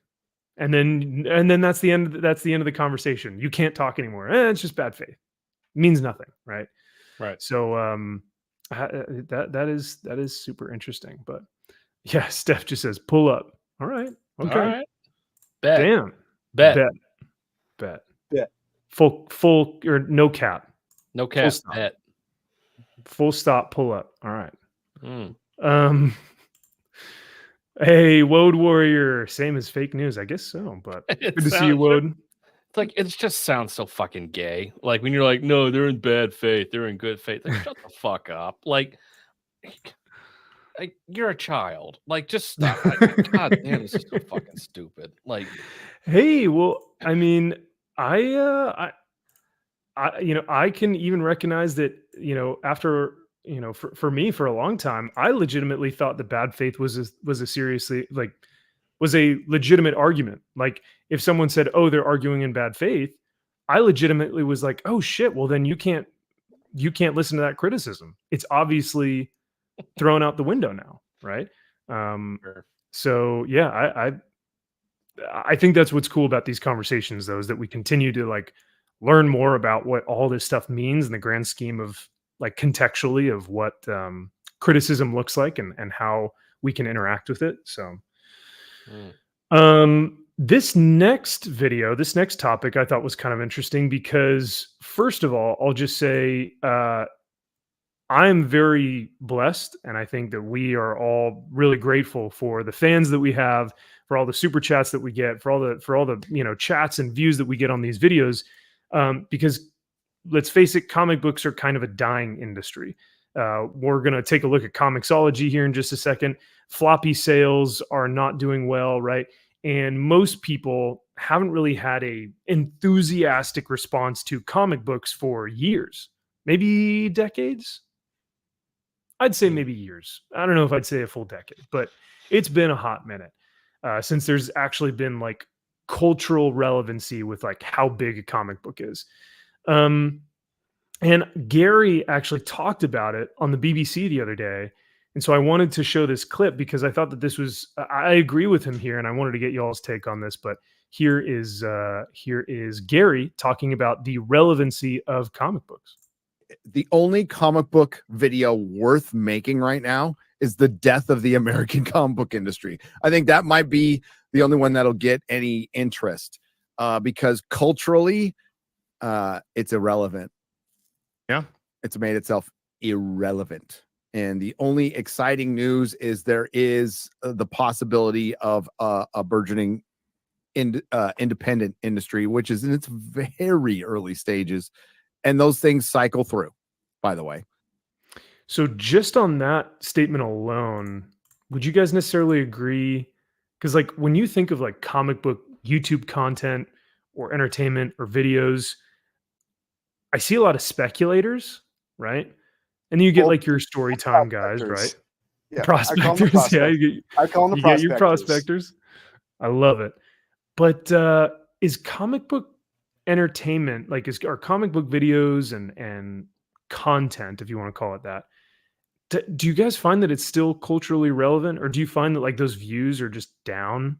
No, Have you I guys would say noticed there. anything like that? Or I would say when it comes to negativity, the views are there. People love watching roasts yeah. of bad comics. People love it. I mean, when Kyle and I were doing the reviews for Comics Elite, we got more views on That's the negative right. views as compared to Yeah. the positive. That's just facts. That numbers don't lie. Mhm. That is the absolute truth. People love watching negative stuff. But I would say, as far as being culturally relevant like comics, they haven't really been that relevant to the culture in decades, a very, very, very long time. I mean, Mm. the last time they were very relevant to a culture, I would say, honestly, World War II, when they were Oh wow. really probably at the forefront. And I mean, the No, last come on, man. I would say that the last individual relevant comics were probably Dark Knight Returns and Watchmen. But I mean, Oh, okay. yeah, I would say, but like a massive cultural, impact was probably World War II. I would say, but yeah, they're as of right now, no, it's not even close. Not even close to video games. Not even close. I consider manga in a whole other category. Not even close to manga. Not even. Yeah. It just not even close to movies. I mean, if comics had a chance 10 years ago or a decade ago when Marvel was at the forefront, they had all the Avengers movie came out, movies were doing great. They had a chance. The studios, Marvel Studios had a chance. Like, hey, support this comic. Hey, you like the movie? Come buy the comic. Have them kiosks in the theaters. Have them outside the movie theater itself, handing the comics out. Do something like that. Boost those sales. They didn't do dick. None of that. Period. And that window is gone. Yeah, man, that would have been such a great opportunity to capitalize on, to say, we have got the biggest franchise in the world. We've got Avengers coming out, and we've got all these people wanting to come see this film. let's do some great Avengers comics to sell, or let's start reprinting all those old Avengers books. Or like that cost something them to capitalize. nothing.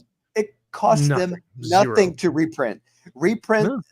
Ultimates #1 by Mark Miller and Brian Hitch. Hand those out as Mhm. freebies to everyone in the theater. Holy shit. Can you imagine how many new comic book readers you would have had if they were reading Dude, Ultimates right? #1? Yeah. Not So- saying everyone would have, but you would have had a significant number. But Yeah. that window is gone. That time is gone now, and they're never going to get it It's back. past. And when we recently reread the Ultimates #1, and that book is awesome. So like it would have garnered a lot of attraction from even normies that are like, what is this thing? Right? This is cool. So I think like in the 90s, it was pretty culturally relevant because you had that whole big boom where people were on the news saying, I'm going to buy these comics for my kids to, like go through college. and Young stuff. Blood #1. I'm going to buy a case of Young Yeah. Blood #1. That's going to put my kid through college at Yale. Right. Not You exactly. also had, right. You also had the #1 biggest selling comic book of all time, of all ever, that will ever have sold, Jim Lee's X-Men #1. So Yep, Kyle, 8 million there copies. you go. 8 million, like 8.3 million or something. Yeah, it's ridiculous. That's Could you imagine that right now? unbelievable, Like, could you dude. as big as Skybound is with all their Energon universe and everything? Mhm. Could you like if a book I'll be right sold back. 8 million copies? Holy fucking shit! I mean, that would. It's just, yeah, We can barely hit 100,000, right. When you hit 6 figures, it's like, whoa, that's like the best-selling book of all Yeah. time. It feels like now. Jesus, if you get Dude. to 20,000, it's like, whoa. Unbelievable. And that is such a good point. Like our minds can't even fathom that right now. Like as a kid, Yep. 1 million copies, like I'm reading Wolverine and stuff, and I'm just like, oh, and X-Men and all these great books. And to me, like as a kid, I can wrap my head around like, oh yeah, these comics are just like part of being like reading, and they're selling like crazy. But now, what was it? Bleeding Cool put out an article, and it was like Transformers will hit 150,000 copies, Mhm. and it was like the end of the world, and everyone's like, 150, huh? It's That book would get Okay. canceled immediately, and then that book's like, and you're done. they would That's nothing. be panicking in the 90s. Yeah. It's like, we're selling only 150,000. Like we need your to book cut this book sucks. now. You're done. Yeah. So I couldn't even fathom anywhere close to even 500,000 copies sold, right? And like no variants. Maybe some, Right. maybe like one or Yeah, two. and people forget now. It's like the big key factor right now is the fact how a lot of those books, the reason why they're hitting 100,000, 125, 175,000, 40 plus Mhm. variant covers. Yeah, Like and Star you have Wars. one When in Star Wars is 500s, #1, so- yeah, Yeah. 1 in 1,000s. It's like, oh, That's why. And then those cover A's just tank because they're not worth anything because you had the 1 in 1,000 ratio variant. So why is the #1 going to be worth anything anymore? So put you're it on actually Key Collector, then it will devaluing. be. Put it on Key Collector, then it will. That's bad faith. Okay. Key Collector's bad faith. That's what those old prospectors are telling me. I know, right? Spider-Man #1, baby. Woo! Ultimate Overpaid for that Spider-Man. fucking book. What, top 10. There's #1 slot, 2 slot, Yep. 3 slot, all the different variants, baby. Let's go. Ultimate Greatest Spider-Man. book ever written. And even Ultimate Spider-Man coming out and people being like, this is the best thing since sliced bread, right? Still didn't make it a large enough bump in the industry for people to come back to the comic shops in swaths. It didn't happen. It won't happen. Yeah, it's like on a 4th print now. Yeah.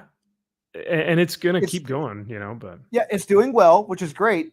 But Wes did a video earlier today how these creative teams, they're on Ultimate Spider-Man, they're on Transformers, Cobra Commander, G.I. Joe. A lot of them are just hanging around for like 6 to 12 issues and then they're gone. Like Hickman yeah. and Marco Cicchetto, they're on Spider-Man. They're on Ultimate Spider-Man for 12 issues, and then they're gone. So there are really no long-term deals in place for these creatives, and that is a major fault right now. You have hits right now. You need to hold on to those teams. You cannot be interchanging these teams and just lowering the standards, lowering the bar, as you go. And this is the first step towards failure. Not letting them get too big, so then they can start calling the shots when they're like, "Oh, we're the creatives. You're gonna fire us." Have you guys heard anything about the new Energon books? I heard the Scarlet one is going to be written. I saw there's a Destro series coming out, written by Daniel Waters. The covers look great, but we'll see what happens on that. Daniel Waters can go either way, but the art looks good. But we'll see what happens. But I haven't heard about the Scarlet one. I saw Doc had posted something on Twitter, and there's going to be a Scarlet book, but it's written by Kelly Thompson, who's currently writing Birds of Prey.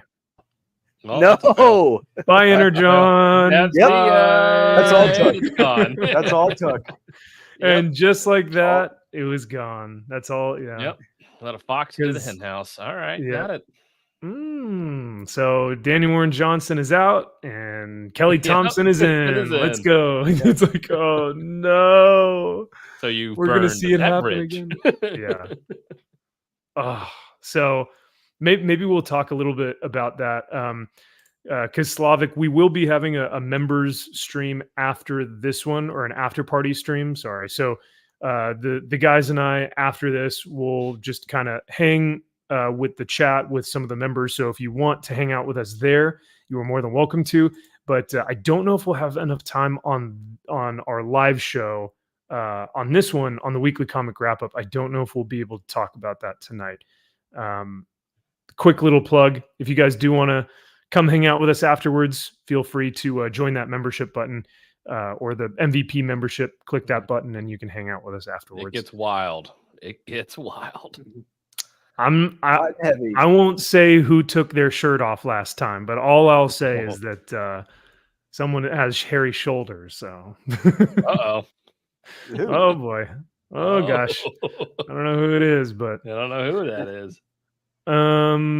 This is interesting. Jack says you can get positive feedback pretty much anywhere. Don't we know that for sure? It's actual criticism that is difficult to find. Absolutely. I was gonna say, when I go to League of Comic Geeks, you'll get pretty much positive feedback, all over the place there. Everywhere. Go to a lot of shilling YouTube douchebags, and they'll tell you nothing is terrible and it's all wonderful. That's the thing, man. But you're right, Jack. I mean, that's why we try and do the show on Fridays, because we legitimately want to criticize these things from an objective standpoint. And though we have our biases, what are all these other channels doing? They're just going, oh, everything's great. And it's like, well, you need us because we're going to be the salt and vinegar to your honey and, sweet and sugar and honey or whatever. So yeah, true. Need a little bit. There's a reason why reviews. Yeah, there's a reason why Roger Siskel and Ebert were so popular for decades, because people loved seeing it because they were honest. They were honest about the movies they liked, didn't like. Their reactions were genuine, and if something sucked, they're going to call it out for sucking. And they were honest about what they did, and that's what we did with Comics Leader. Our reviews, we were honest about our reviews. Yeah. Yep. Oh, poor Fiend Machine. Well, yeah. See you later. We need the clip of Lloyd Christmas. Well, see you later. See you later. Oh my gosh, Josh McDonald for $10, dude. What? You can't. What are you doing? You could have just. I could have sent you the linky poo, and you could have come on here and just talked. But $10, gosh dang it, man! Thank you so much. I really appreciate that, and it goes right back into the show. Or actually, for me, this will probably go to finding a new sword, my Marine Corps sword, or chicken nuggies, or chicken nuggies. Yep. Yeah. So, but Josh says, and this is actually a great point. He says, saying someone didn't present an argument or point in good faith means that they are purposefully saying something that they know isn't true. So the initial party that is presenting the argument in bad faith means that they themselves do not believe it's true. I think that's what Josh is saying here. Mhm. And then, sorry, I was getting a call on my phone. And then he says that they know isn't true, calling all Republicans racist or Nazis, etc. The only pushback that I would say is that I do think that there are liberals, or like really far left liberals, that think that all Republicans really are Nazis and racists and stuff. But there are others who just repeat the same talking points that could be considered as bad faith, like you said, because even they know it isn't true. They're just spouting the same stuff that everyone else is. So, in that regard, I could see that. Do you guys have any pushback against this, or do you guys agree with Josh's statement? I typically, I just generally don't say good faith or bad faith arguments. I don't think I've ever really said that. That's just me. Yeah, I've this is never the heard most that I've term. talked It's about really these fucking terms. stupid. Yeah. Yeah, this is the most I've talked about these terms in Yeah. at the last, I don't know how many years in one night. This is wild. Yeah, it's like I'm just an adult. I'm just gonna listen to somebody's It's like just be an adult and just be able to weed out. It's like, okay, they're obviously telling the truth or they're not. It's like, okay, got it, great. Yeah. Or I know they're lying. I know they're full of shit. I know that they're being genuine. Okay, got it. That's what adults do. Yeah, it does come down to just like, hey, are you being genuine? Are Yeah. you being authentic, or are you being a dickhead and Right. Yeah. you're just lying? Are you pissed? Right? Are you pissing on my shoe and telling me it's raining? Or Right. This is a great point, though, Josh. So thank you so much for the 10, brother. It means a lot. But for that, I'm gonna give you a clip from your favorite show, She-Hulk.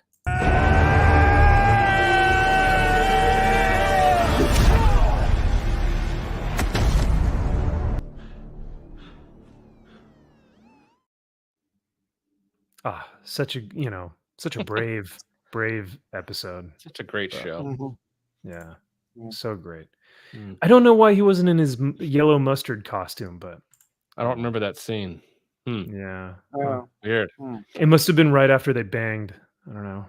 Oh, Oh, you know what? It Echo. was from Echo. That's why. I'm thinking of the Echo scene. Oh, there were so many Shoot. powwows in that show. I couldn't keep them all straight. Yeah. Yeah. Let me. I think he says a little bit more about like the indie comics, like the indie scene. But in terms of like comics being culturally relevant or whatnot, I think he's off that topic. But I'll play the rest of this just for context. Independent comics have always been around, and they will always be around. But what comic book needs is like an independent scene, like film had in the 90s. That's what it needs. And I wonder if that is Skybound. Could Skybound potentially do that for comics where they are literally crushing it so much that people are like, dude, we need Teenage Mutant Ninja Turtles, we need Transformers, we need G.I. Joe, we need like all this really cool stuff.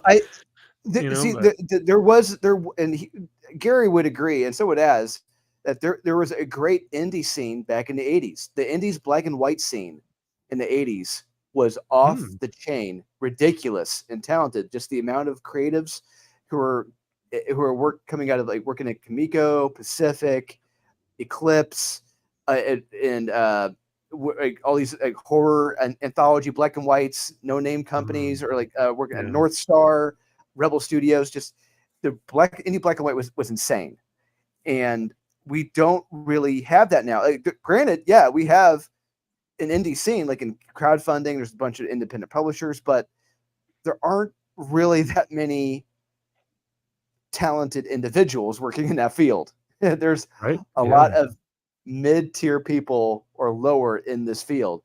It's not like you're getting blown away like you did back in the 80s with that talent. Here it's just kind of because the capability of making a comic now is much more easy and not going to say cheaper, but it's cost effective now as opposed to it was in the 80s, and distribution is a little easier now than it was in the 80s. Do you think that if comic books had an influx of money, we would see more talent? You know, like, and maybe not just, Marvel and DC, but in some more indie comics. I don't know about that because I mean there are a lot of people back in the 80s. A lot of people were doing these books who may not have gotten paid at all. They were just doing it because they love comics, Yeah. and they were hoping to maybe get paid. A lot of creatives never got paid, and I think just there was a love and a passion to do the comics back then. And here, the people in the field now don't really have that same love for the field. They just see it as a stepping stone to something bigger, to hopefully get Yeah, there. they want a Netflix deal, yeah. Yeah, it's that first stepping stone to get to that next field. But whereas people like me, no, I want to stay in this field. I want to be in here. I want to grow in this field. And there are creatives, like John Tuttle, Steve Bissett, who love the field, who want to get better in the field, get more creative. Who started back in the 80s black and white scene. Like I think there's just that there isn't that love and passion, and I really don't think an influx of money would really look. It would help Marvel and DC. It would help them probably. Yes, it would be beneficial, but the lower tier ones, not really. It's all going to come down to that love for the field, to heart. The passion. Yeah. If they have the passion for it, if they have the heart for it. I really like that. I really like that response a lot because I can definitely see that, and you can see the passion on those pages on those indie comics, man. Some of those creators that were getting their first shot at a comic ever, and they're like, I'm going to pour my heart and soul into this thing, So in that regard, I think Gary's right. I think that there could be, if there's a great indie scene, I think that there could be a parallel economy, and people could, there could be a lot of great comics that come out of that, and people could fall back into this hobby.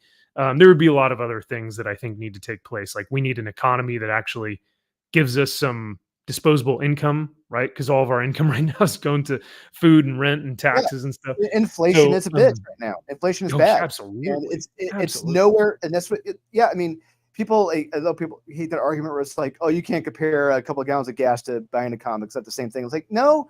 It's honestly when a gallon of gas is as expensive as a comic, if not more so.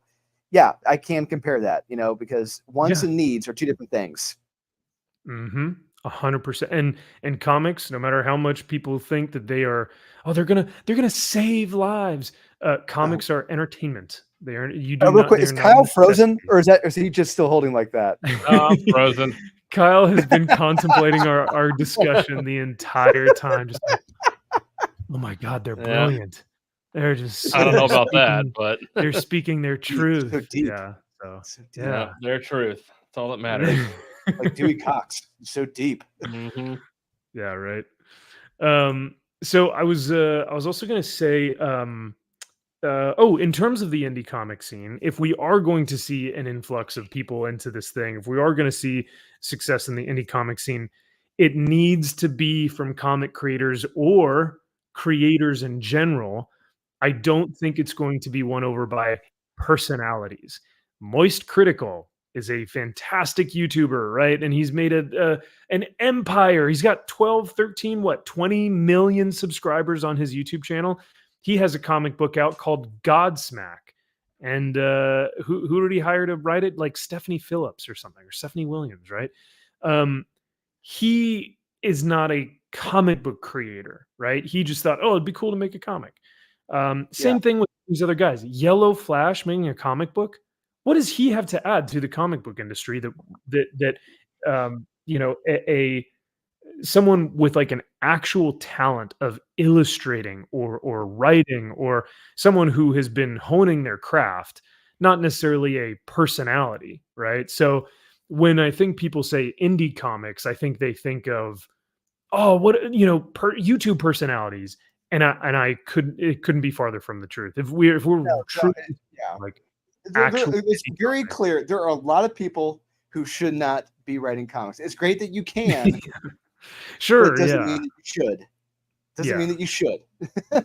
Yeah. And honestly, I would like to think, like you brought up earlier, there's a lot of people that that love this field who aren't getting their chance and who really do deserve to have a chance in here, who really do have a talent, but they're not really getting out there. I think there are voices out there that should be more amplified that aren't.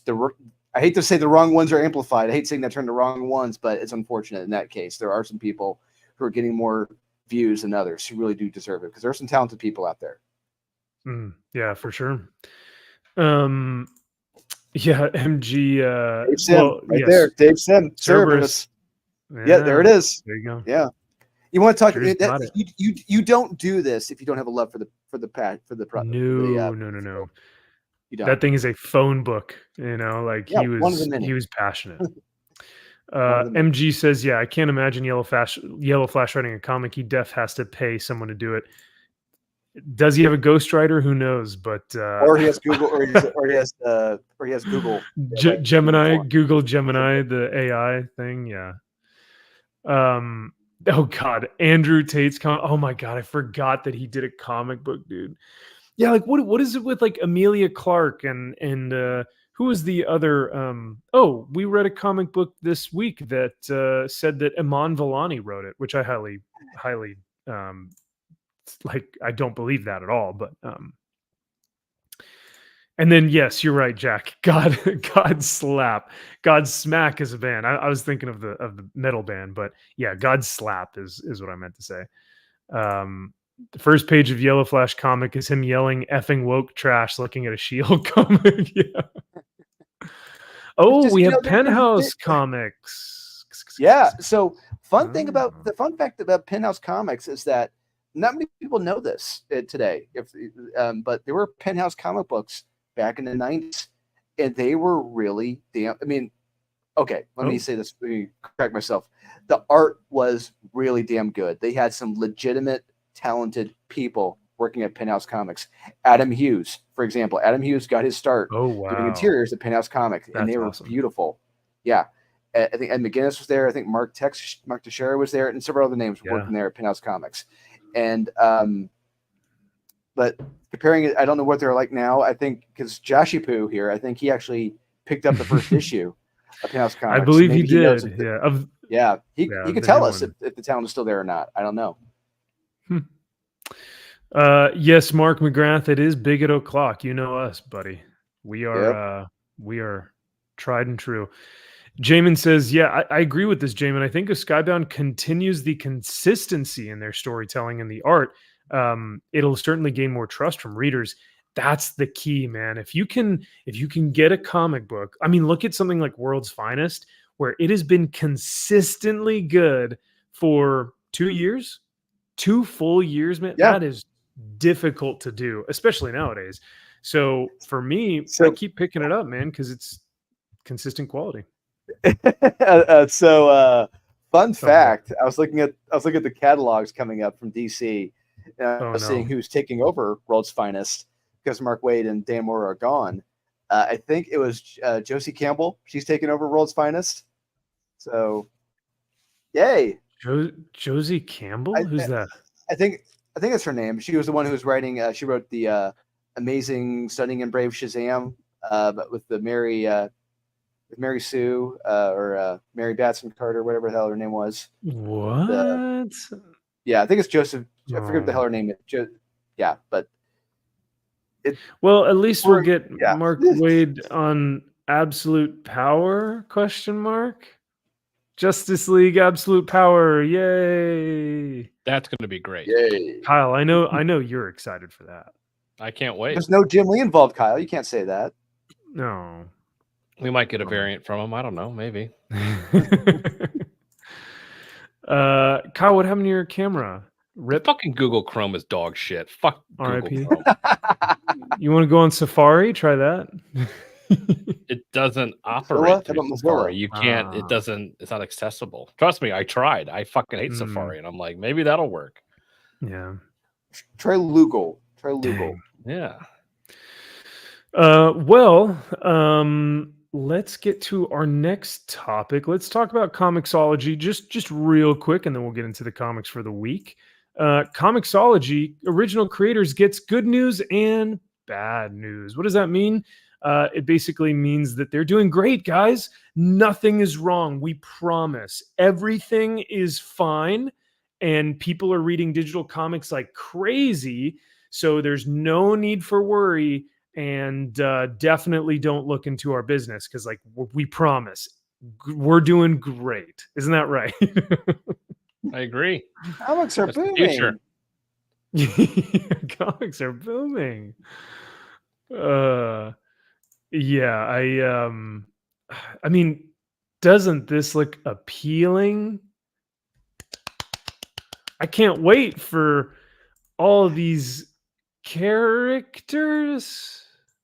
Question mark. What is this gay shit? What is this?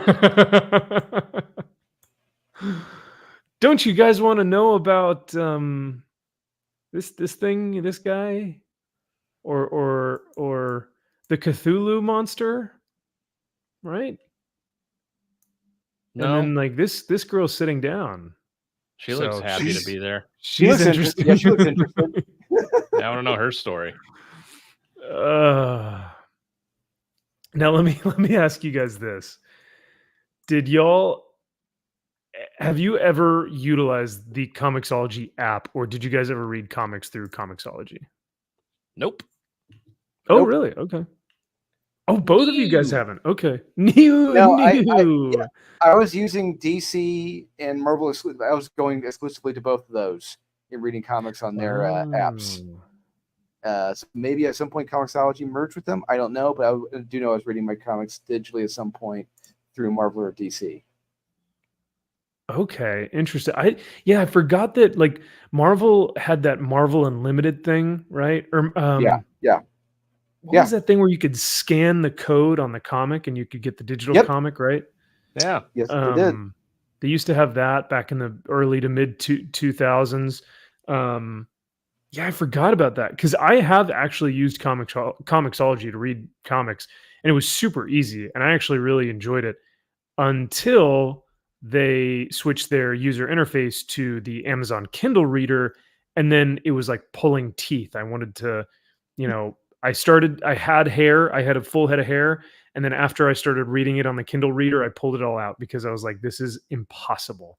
But I mean, even if the user interface was easy to use, I mean, like, does anyone think that any of these comics look interesting or even remotely like? I see. I'm gonna say I see Good? creators who didn't try. I see people who didn't try. That's what it tells me. You didn't even fucking try. Yeah, this seems like so uncreative. It seems like everything on here is just generic corporate brand. Like they look like cereal box characters. It tells me, it tells me that these were groupthink characters. A committee got together and came up with these creatives. So one thing I've been doing is like I'll have on Cartoonist Kayfabe in the background. I'll listen to them review old Wizard magazines from like the 90s, and they'll talk about comparing the Image comic characters to like the Valiant comic characters, and you can tell the Image comic characters look cool. They're unique. They're created by like one voice, maybe two. But when you got to the Valiant characters, you had a whole board of millionaires, come together, create these characters, and they all look like bland, generic forms of shit.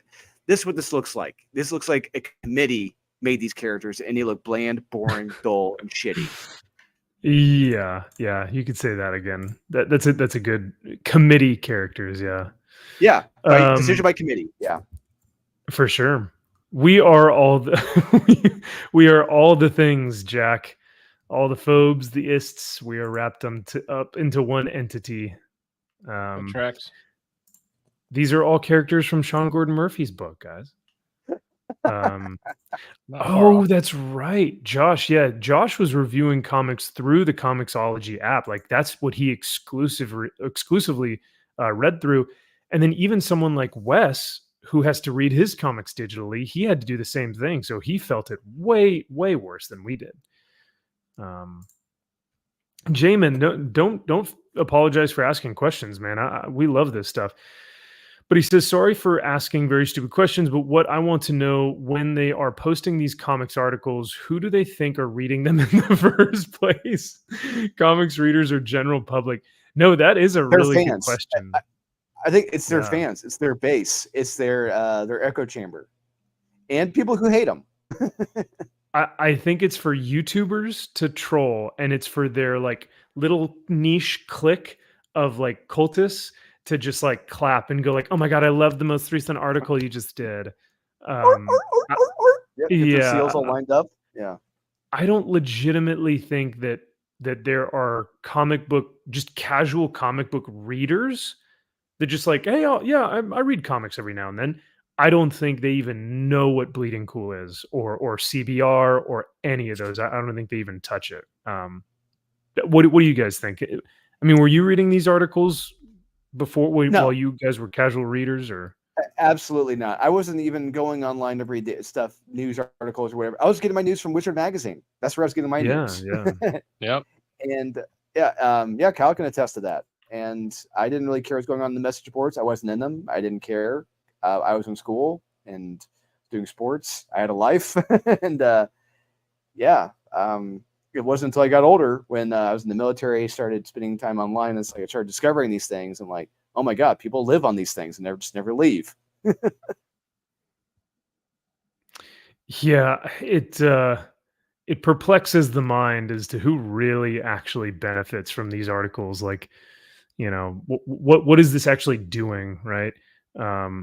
But I think for a lot of people, it continues to further their echo chamber. So when people go, "Hey, the comic industry is actually really great right now," and people say, "Like, what? Are you kidding me? No, it's not." They can point to these articles and they can go, "No, look, Heidi McDonald wrote an article about how great the comic book industry is," and then they can point to that to further their arguments. So I think that it is just kind of for their own echo chamber, and then of course for us YouTubers to roast. But yeah, this is a parody of superheroes. Yeah, it's just they It's didn't bad. try. Yeah, it's like if honestly, if I were a publisher and quote unquote creatives came to me with these characters, I'd be like, "You're fucking joking, right? Get out of here. Try harder." Do better, Do better. Senator. Or as Jack Nicholson said in As Good as It Gets, think white, get serious. Think white, get serious. Yeah. It's funny. I've never heard that before. Josh McDonald says, let this sink in that DC spent years sending review copies through Comixology before they started doing the watermarked PDFs. Wow. I mean, and imagine the amount of money that they were probably pushing into Comixology to be like, yeah, this is our new thing, digital comics, yeah, but It's I don't know. hard. It's hard to do that. I mean, it's a delicate balance because you have those brick and mortar stores, and digital comic book sales, from lack of a better term, they do hurt those stores because you're not buying the physical copies from them. And there's always going to be that push and pull. And I've been in those Diamond Retailer Summits, listening to retailers complain to the publishers about digital comics. So yeah. Oh, I remember. Yeah, I remember when digital comics first hit the scene, and like you said, like a lot of retailers were like, "This is going to kill the industry. What are we going to do? We look at these. Our retailer shops are going to go under." But I think the true collectors, like, yeah, they'll read digital comics if they can't get their hands on it. But if they truly want to add that comic to their collection, they will buy that physically. But yeah, I don't see Comixology being a powerhouse. Maybe that could change, but as of right now, basically what this article says is Comixology reached out to who was it? Rich Johnston, who wrote the article. Yeah. And they were like, "Hey, we just want to let you know that like things are great for us." Like, I don't know if Rich Johnson like emailed them first and was like, "Hey, give me some information about how you guys are doing right now because I want to write an article about Comixology." I think Comixology just kind of reached out and were like, "Hey, by the way, we're doing great. We're doing awesome. Sales are up, whatever up means." But it's you know, are we supposed to take this at face value? What does this actually mean? Why would they out of nowhere just start emailing people and saying, "Guys, we're doing great. We promise. Like things are great." It's hard to say, but let's see. So that, I mean, in terms of Comixology, I don't know, chat, maybe you guys can tell me. Have you guys read books through Comixology? Do you guys like that, platform? Do you guys like that software? Is it, is it something that y'all have used in the past? I mean, like I said, I think I used it for a few books, but after a while I was like, I don't see a purpose in this. I'll just keep buying physical, no, the one thing that they may be able to change that would actually make their platform probably better is that if they lowered the cost of all their books, because we're talking a regular floppy comic, physical copy costs what, $3.99, $4.99, sometimes $7, and it's the same price for that digital comic. That's absurd, dude. That should never happen. So, I think if they lowered their prices, they probably would get more people buying, but I don't know. The other thing is, I mean, Kyle, you might be able to speak to this since you're like a gamer guy, right? You're like the gamer. Yep, when that's you me. when you purchase a game on like Steam, or when you purchase a game digitally, you don't have the disc physically. Don't a lot of these video game creators, a lot of the communists and socialists, they're like, you will own nothing and be happy, right? Like they don't want you to actually own physical media, because if you can't own your digital stuff, it's not technically yours. They can take it off the grid at any point in time, even if you paid for it. Right. So I think that's another fear that people have with Comixology. It is. And there's just something about people that are into comic books have a type of collector's mentality anyway. Just like baseball cards or anything else you want to collect. And so people want to own the physical media, whatever that is. Yeah. And it's sending it online. There's just something that disconnects from the true comic book fan of, I want to hold this thing. I want to own it. I want to read it. I want to touch it. I want to smell it. I want all that good comic book stuff. And that just rings true with any type of collector. I want to own the thing. That's why NFTs are a fucking joke, because it's like, oh yeah, don't even know what they are. And there's just if you try to sell this stuff to collectors, it's like, wait, what? Like I don't have it, but I own. But what does that? What? Yeah. Yeah. I don't know. It's tough, but I think they'll always want physical media. Yeah, you're right. Ultimately, too. comics is a. If you're a true collector, you're going to have your bookshelves. You're going to have your bookshelves of comics. If you're a true collector, that's just the way it works. Yeah. To be fair, Jamin, I miss this too. But alas, you're telling me we are not. Yeah, we are not made of money, and unfortunately, we do not have the capital to buy comics to rip. Not yet. But not yet. But with your help, maybe if this becomes a full-time operation, we can rip as many comics as you guys want. So absolutely. With viewers like you, we could get there. Yeah. Would you help this poor dying channel? For 10 cents a day. For only 10 buy a cents comic a book. You can buy a comic. Like I take a video of me like crying in the corner, like in a cage, like oh. Josh says, my only argument to reading digital comics is that I feel you tend to be able to experience the book art in different ways thanks to guided view reading.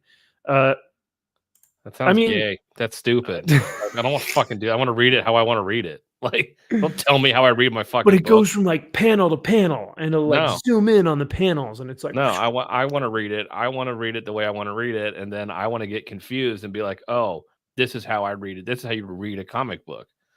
fucking guide me and to tell me how I need to read a book. Yeah, what if it does it incorrectly? Like, what if Comixology says, because like we've seen some wacky panels in some of the comics that we've read. Yeah, that's So the what if beauty it's of reading like- comic books. You get Yeah. confused. You're like, wait, oh, that's interesting. Let me go back and read this. Mm. That's the well, fun then of you'll be it. like Vita Ayala, who can't read. So yeah, Mhm. Oh, right. As Zach so lovingly puts it, she has to sound out the word cat. So for 10 cents a day, yes, you, the viewer, can listen to Kyle gaslight you in bad faith that Jim Lee is the best artist. It is. He's the greatest artist of all time. Yeah. Not just the best. He is the greatest. What it is that he, therefore, if I might say so myself, would be considered as someone who could be, I mean, in my opinion, to be, as it is, the best and greatest, possibly one of the most famous and most talented creators of all time. It is. It is. You have to add that at the end. So, oh, I can't wait till later. You're already like, "Okay, let's get this shit done so we can get to the members. Let's go to the after party." Yep. It's so funny. No, we cannot do this, MG. Oh, I'm sorry. jeez. No, we cannot do. 3 white guys doing that? Are you kidding me? No, we'd be Oh, God. fucking roasted. Or my channel Jeez. would be completely demonetized. Yeah. But excuse me, Josh. That's Ms. T. Okay. Thank you very much, Ms. T. Yeah. Get I it thought, right. Josh, I thought you were inclusive. yeah, she sees you. She sees you, Josh. She knows what you're doing. Yeah. That's what I remember in So the video she was talking about Mark Wade, just when she was Oh. getting high and talking about Mark. God. oh That's my right. God. Oof. In what industry, in what job or organization or company or business or anything can you get belligerently high off of, antidepressants and alcohol and like hard drugs and all this stuff, post a video patronizing your coworkers and still be okay with, and still have plenty of work to do? It's just The American comic book industry, because the leadership have no Yeah. balls and they have no fucking backbone. Yep. There you go. They And are no standards. frightened. They are frightened. Yeah. Speaking of the American comic book industry, this is the absolute state of criticism as we know it, and as reviews as we know it. Because as we are about to review some of the books that came out this week, I just wanted to give you guys an insight as to X-Men issue number 20 or 32 that came out this week. I didn't read the book, so I relied on someone else's review of it. So I'm going to go ahead and read this because it sounds like it's pretty good. So 7.5. Unfucking believable. I'm sorry. I'm reading with these. We haven't seen this. What Max is showing us now, we're seeing this for the first Oh, time. you guys haven't seen this? No, I have not seen this. I'm appalled right now. What do you do? Are you kidding me? This is a great review. I mean, it's so objective. It's not subjective whatsoever. 7.5, which is good. Okay. So for a comic review site, that's a little low. You tend to want to aim towards the 9 to 10 range, right? I agree. But we'll give her the benefit of the doubt, or whoever this is, and we'll say 7.5. That's good for them.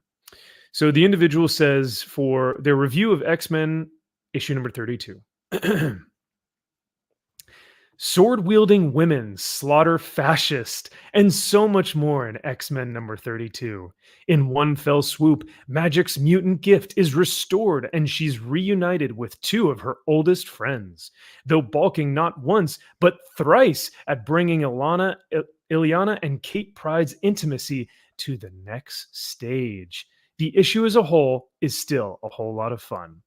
Positives: Jumbo's boyfriend is alive. Gay rights. God, that's a pro. That's a positive, guys. Come on. Fuck. Jesus Christ. That's just a positive of the book. It's not story, it's just gay rights. So we'll move on. Magic and Shadowcat are back and fucking Orcus up. Those fascists. Yeah. Kill Another those humans. positive. Yeah. Another positive is Polaris looks so good. I'm not ad-libbing. For those of you just listening who can't see the actual screen, it says so good with 4 O's. Positive, get in. We're killing the fascists. Emma Frost. Mother. Oh my. Oh my. Well, to be fair, this reviewer has some negatives. So this Okay. is good faith, guys. This is super That's good fair. faith. Let's Okay. let's hear her out, right? Let's see what her Okay. her negatives are. Sure. Negative. Some of Emma's dialogue is a bit too referential to her own past iconic sayings. Like, get in, we're killing fascists. That's super referential to what she said in the 80s, Kyle. Come on. Did you ever hear her say that in the 80s? I remember her saying All that the time. All the time. Jesus, I can't read this last one. I thought I'd be able to make it through. Her last negative is that Kate and Ileana are just quote unquote friends. Mother. That they're not fucking each other. This is an adult that reviewed this. This isn't an adult human being. Who are they? Who is this? Who is this person? Exists. Who is it? Is it somebody that we should even be giving a shit about? I have no idea. So, full transparency, this is from Wes from Thinking Critical on Twitter. This is why you guys need to get on Twitter, man. No, I would get nothing done. I can't. This is why you don't get on Twitter. That's a good point. That's a good point. But he says is this is a real comic review. I love it. So, was this written by Wes? Was this written by Wes? Wes wrote this. Wes. Okay. Oh my Wes God, wrote Drew, this. you need to talk to Wes about why you like this comic so much, man. I'll talk to him tomorrow about this. Yeah. Wow. Our good friend Aaron Sparrow comments and he says shippers ruin everything. Oh man. Yeah, I haven't seen that site. Where is that from? I'm really curious what this is from. Is this like IGN? I tried to look it up as well and I couldn't find where this specific because this specific review format, you would be able to notice it immediately. Maybe Josh might know if you're still in the chat.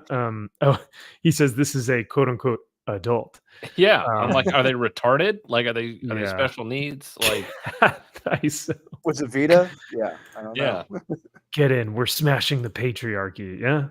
That is a positive. I would agree with that. All right. Yeah, absolutely. That I can get behind.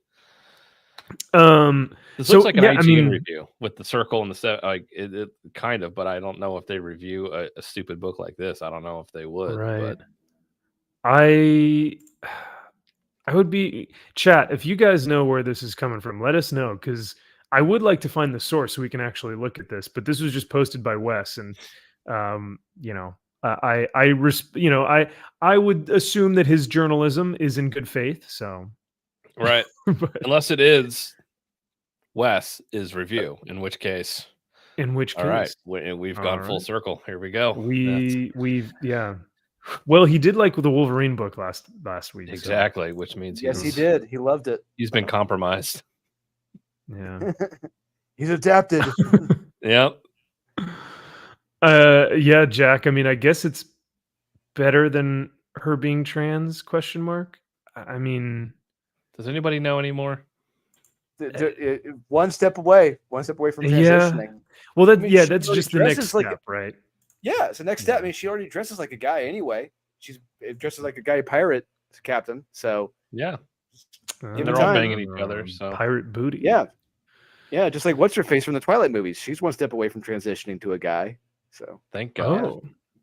Jamin might have found it. He said it's from Comic Book Roundup. Ooh, okay. Maybe even we'll have to heard of check that that. out. Wes's review on the comic book roundup. Interesting. All right. It's Wes's own website. Wes, no. Go subscribe to Comic Book Roundup, everyone. Guys, go follow Wes on Comic Book Roundup to get more of these reviews. Yeah. This first line, dude. Sword wielding women slaughter fascists. That's the first line of this review. Fascist. It's human. Humans are fascist to them, to the X-Men. It just Apparently, man. Yeah. they're killing humans. People who they care about have sworn to protect. People they have sworn to protect who hate them. People who fear them and hate them. They have sworn to protect. That was the code. That was how it worked. But now they've completely gone against what Xavier has taught them, what the mutants, what the X-Men should be doing. They're killing humans. This is the exact opposite of what the X-Men were set to do. Therefore, this review is invalid. Oh, yeah, of course. But our criticism is invalid because it's in bad faith. Correct. But Josh says, hey, Josh, Jamin, and JK all say it's from Adventures in Poor Taste. John Jones. I almost thought it was Jonathan Jones. Johnny Bones Jones. Johnny Bones UFC Jones. fighter? Who is this stunning and brave individual? I thought this was a woman writing this. But there's nothing Well, worse you're not than male far feminist. off from that. I was about to say, well, male feminist and a woman. Little light in the loafers, so I think it's probably light in the loafers. Sword wielding women slaughter comic book sales. That's actually a good title for a YouTube video. I like Yes, it is. Yeah. But I'll drop a link, but someone doesn't have. Oh, that's awkward. Ow. You don't give enough money there. Sorry, buddy. Yeah, sorry, Josh. I mean, like you did send in $10, but yeah, and you are a member to the channel, but it's like, really though, you don't really care, and that's fine for you. You know what? Sure. That's good for you, but like Jamin gave 50. See? So I mean, like. You got to think about it. So yeah, that's all I'm saying. Just think about it. I mean, Legion gave 10. George dropped by. He didn't even stay in the show, and he dropped by and gave $5 earlier. Yeah. So I mean, we love you, Josh, but come on, asking to be a mod. That's a lot. That's a lot. You need to show us real love. You need to show us just how much you really love us. Yeah. Don't be a freeloader. But what I will do actually a freeloader. Yeah, Josh, you can't just expect to like come on the show on Sundays and just hang out and then like not, you got to actually contribute a little bit. So. Yeah, it's ain't no library. Come on. Yep. I'm gonna try and pull up the stream so I actually can make him a mod. Jamin gave 50 loonies. Yeah, it's not real money, right? So it doesn't technically count. So what was the I hate to say this, but I don't think there was a best comic this week. Whoa. No, Take it easy now. I might have had one. I think Superman 78. Superman 78 the middle curtain. That was mine this Superman week. 78. Yeah. That was easily a meh for me this week. I hate to say it, but it was a meh for me, I think. No, I enjoyed it. I enjoyed the Lex Luthor banter back and forth. I had fun. Art was really damn good, and I enjoyed it. But nothing kind of happened. It was more of a setup issue for the next issue. It just felt like filler to me. No, it was fun to seeing Luthor. It was great. I had a blast. Oh, that's right. MG is in Canada too. Oh gosh, we have so many Canadians in the chat. Oh, wow. What the hell? We're invading. It's like Invasion USA, but from Canada. Oh my gosh. That's all right. Josh, try again. Try typing in the chat. You should be a mod now. So I went against my better judgment, and in good faith, I added you as a mod. So there you go. All right, so let's take a look at these bad boys. Indeed. Batman Dark Prisons, issue number, what is this? 145.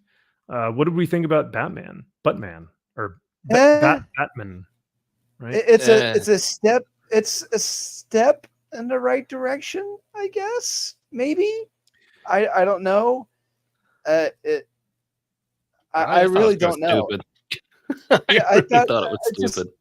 This was a mess. This was a mess through and through. I'm just like, I was so confused. I'm like, do I like this? Do I not like this? I don't know. The backup I fucking hated, but there's a backup. Oh yeah, there's a backup. Yeah, the main story. I just like,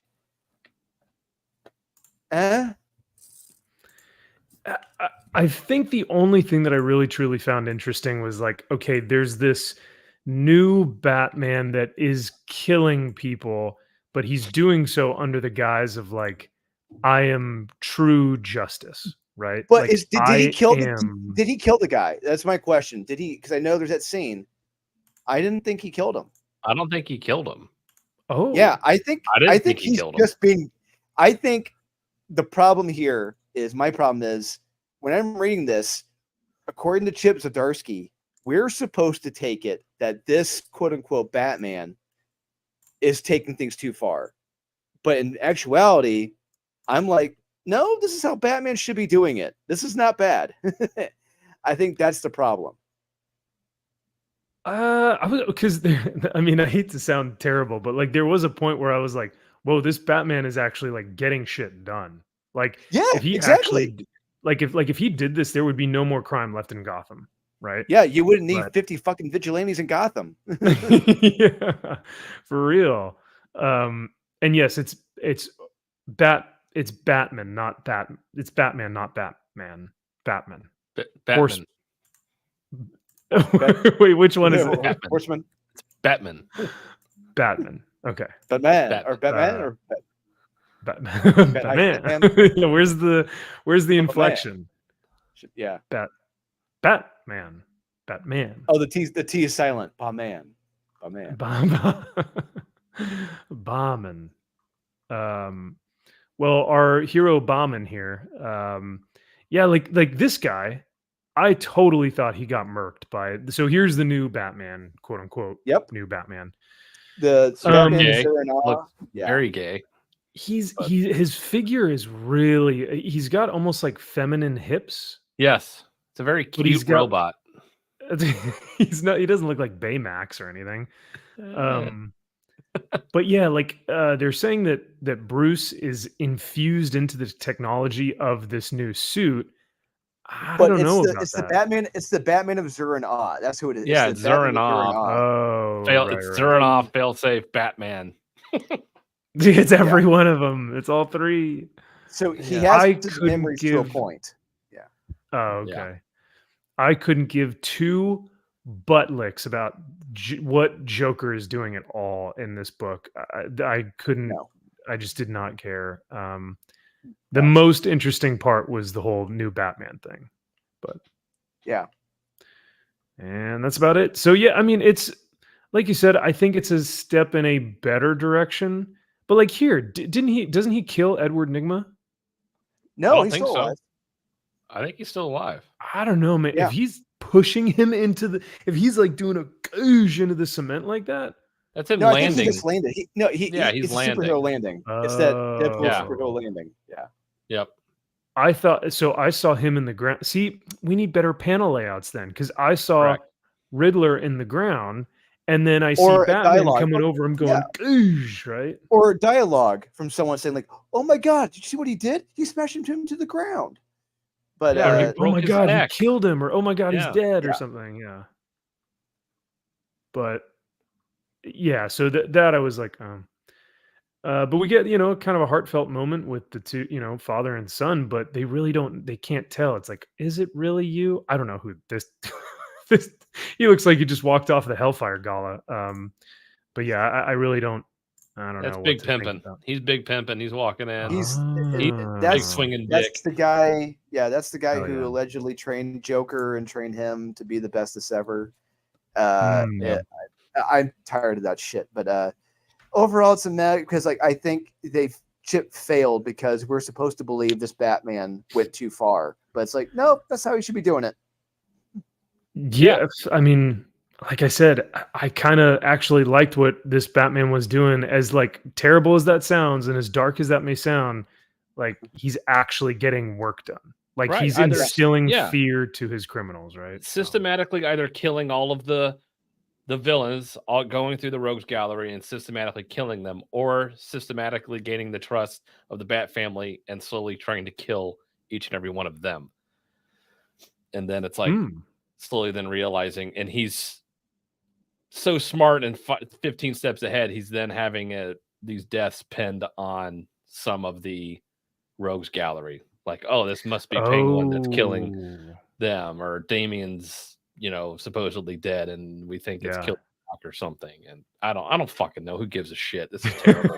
It's like, yeah, that's the thing. It's like, make does the anyone failsafe care? more like a Terminator, or make it creepy, or it's like no one Yeah. cares. You're not doing anything. Really show how this thing is actually killing people, and it's like okay, yeah, this thing is going too far. But if he's just doing this job, just like maybe breaking the bones of criminals. Okay, yeah, this is what Batman should be doing: beating criminals to a pulp so they don't leave prison in one piece.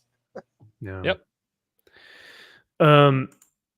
But you know who does get a lot of who should get some of our respect, and not this Batman comic, but Rhino Helix for $20, dude. Thank you so True much. fan. True fan, like you said. Not like Josh over here trying to be bad faith. Oh, why don't you make me a moderator? I contribute so much. No. Yeah. Rhino Helix over here giving 20, dude. That is a 20 huge 2-0 with a great potential video title. He says sword wielding women unaliving fascists for the children and the skull throne. Well, thank you, Rhino, seriously, for the 20, man. That is too generous of you. That is awesome. And I greatly appreciate, like I said, all of these super chats keep the lights on, and it allows us to do this every Friday for you guys. So hey, you guys don't have to read this stuff, but we bring you the goods. So thank you for the 20, Rhino. Let's see what can we. I was about to play something Lord of the Rings, but I know that Drew will fall right asleep. So we'll play something from another great series.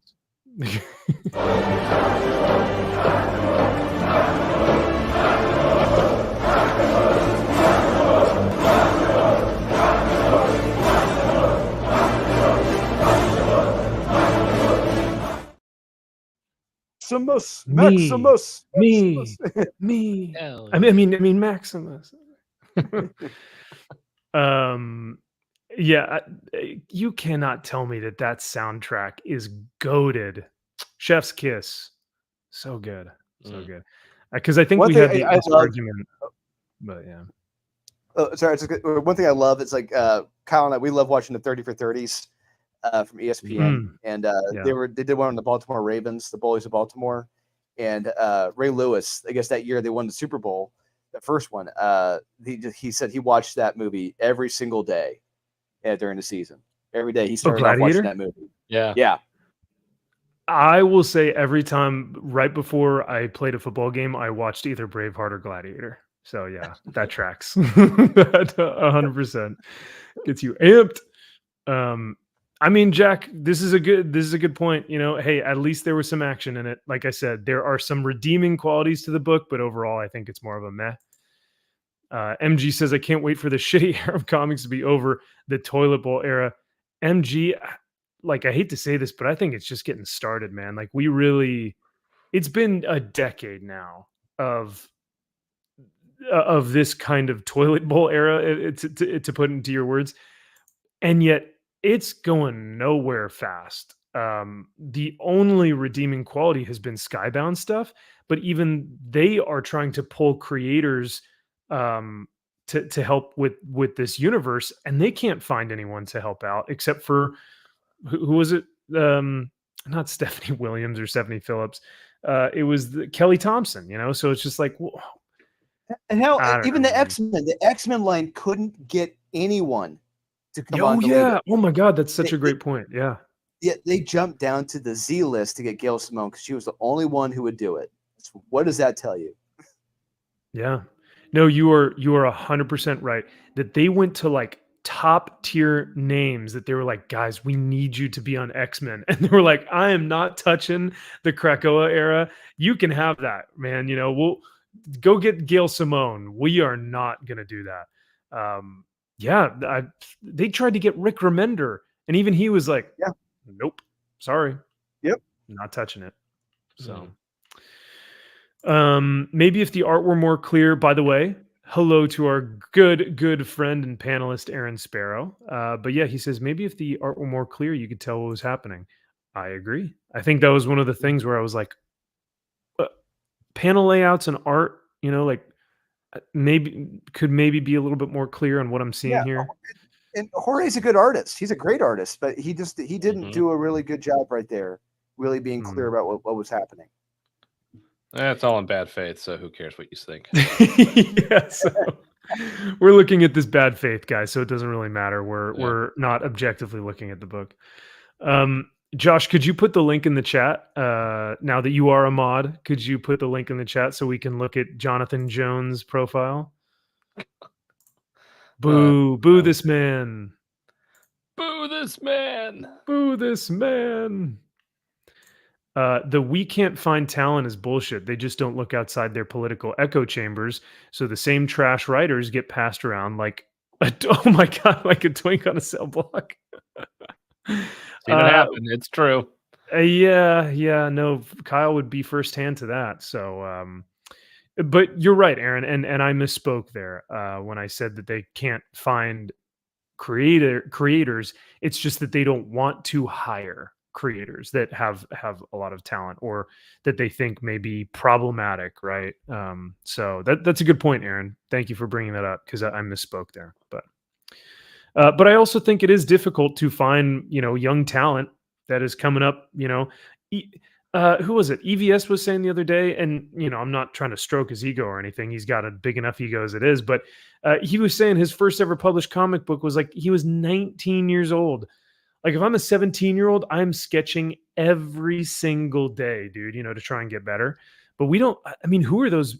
Do we see any of those young kids doing comic books? Who is hungry? Who wants to get in this field now? What kids want to get into comics? Because it's not like back in the, like, case in point, one example I can think of was Frank Miller. When he was a kid, like he wanted to draw and write comics when he was a kid. He wanted to get into comics. Like he kept going back and forth out to Neil Adams.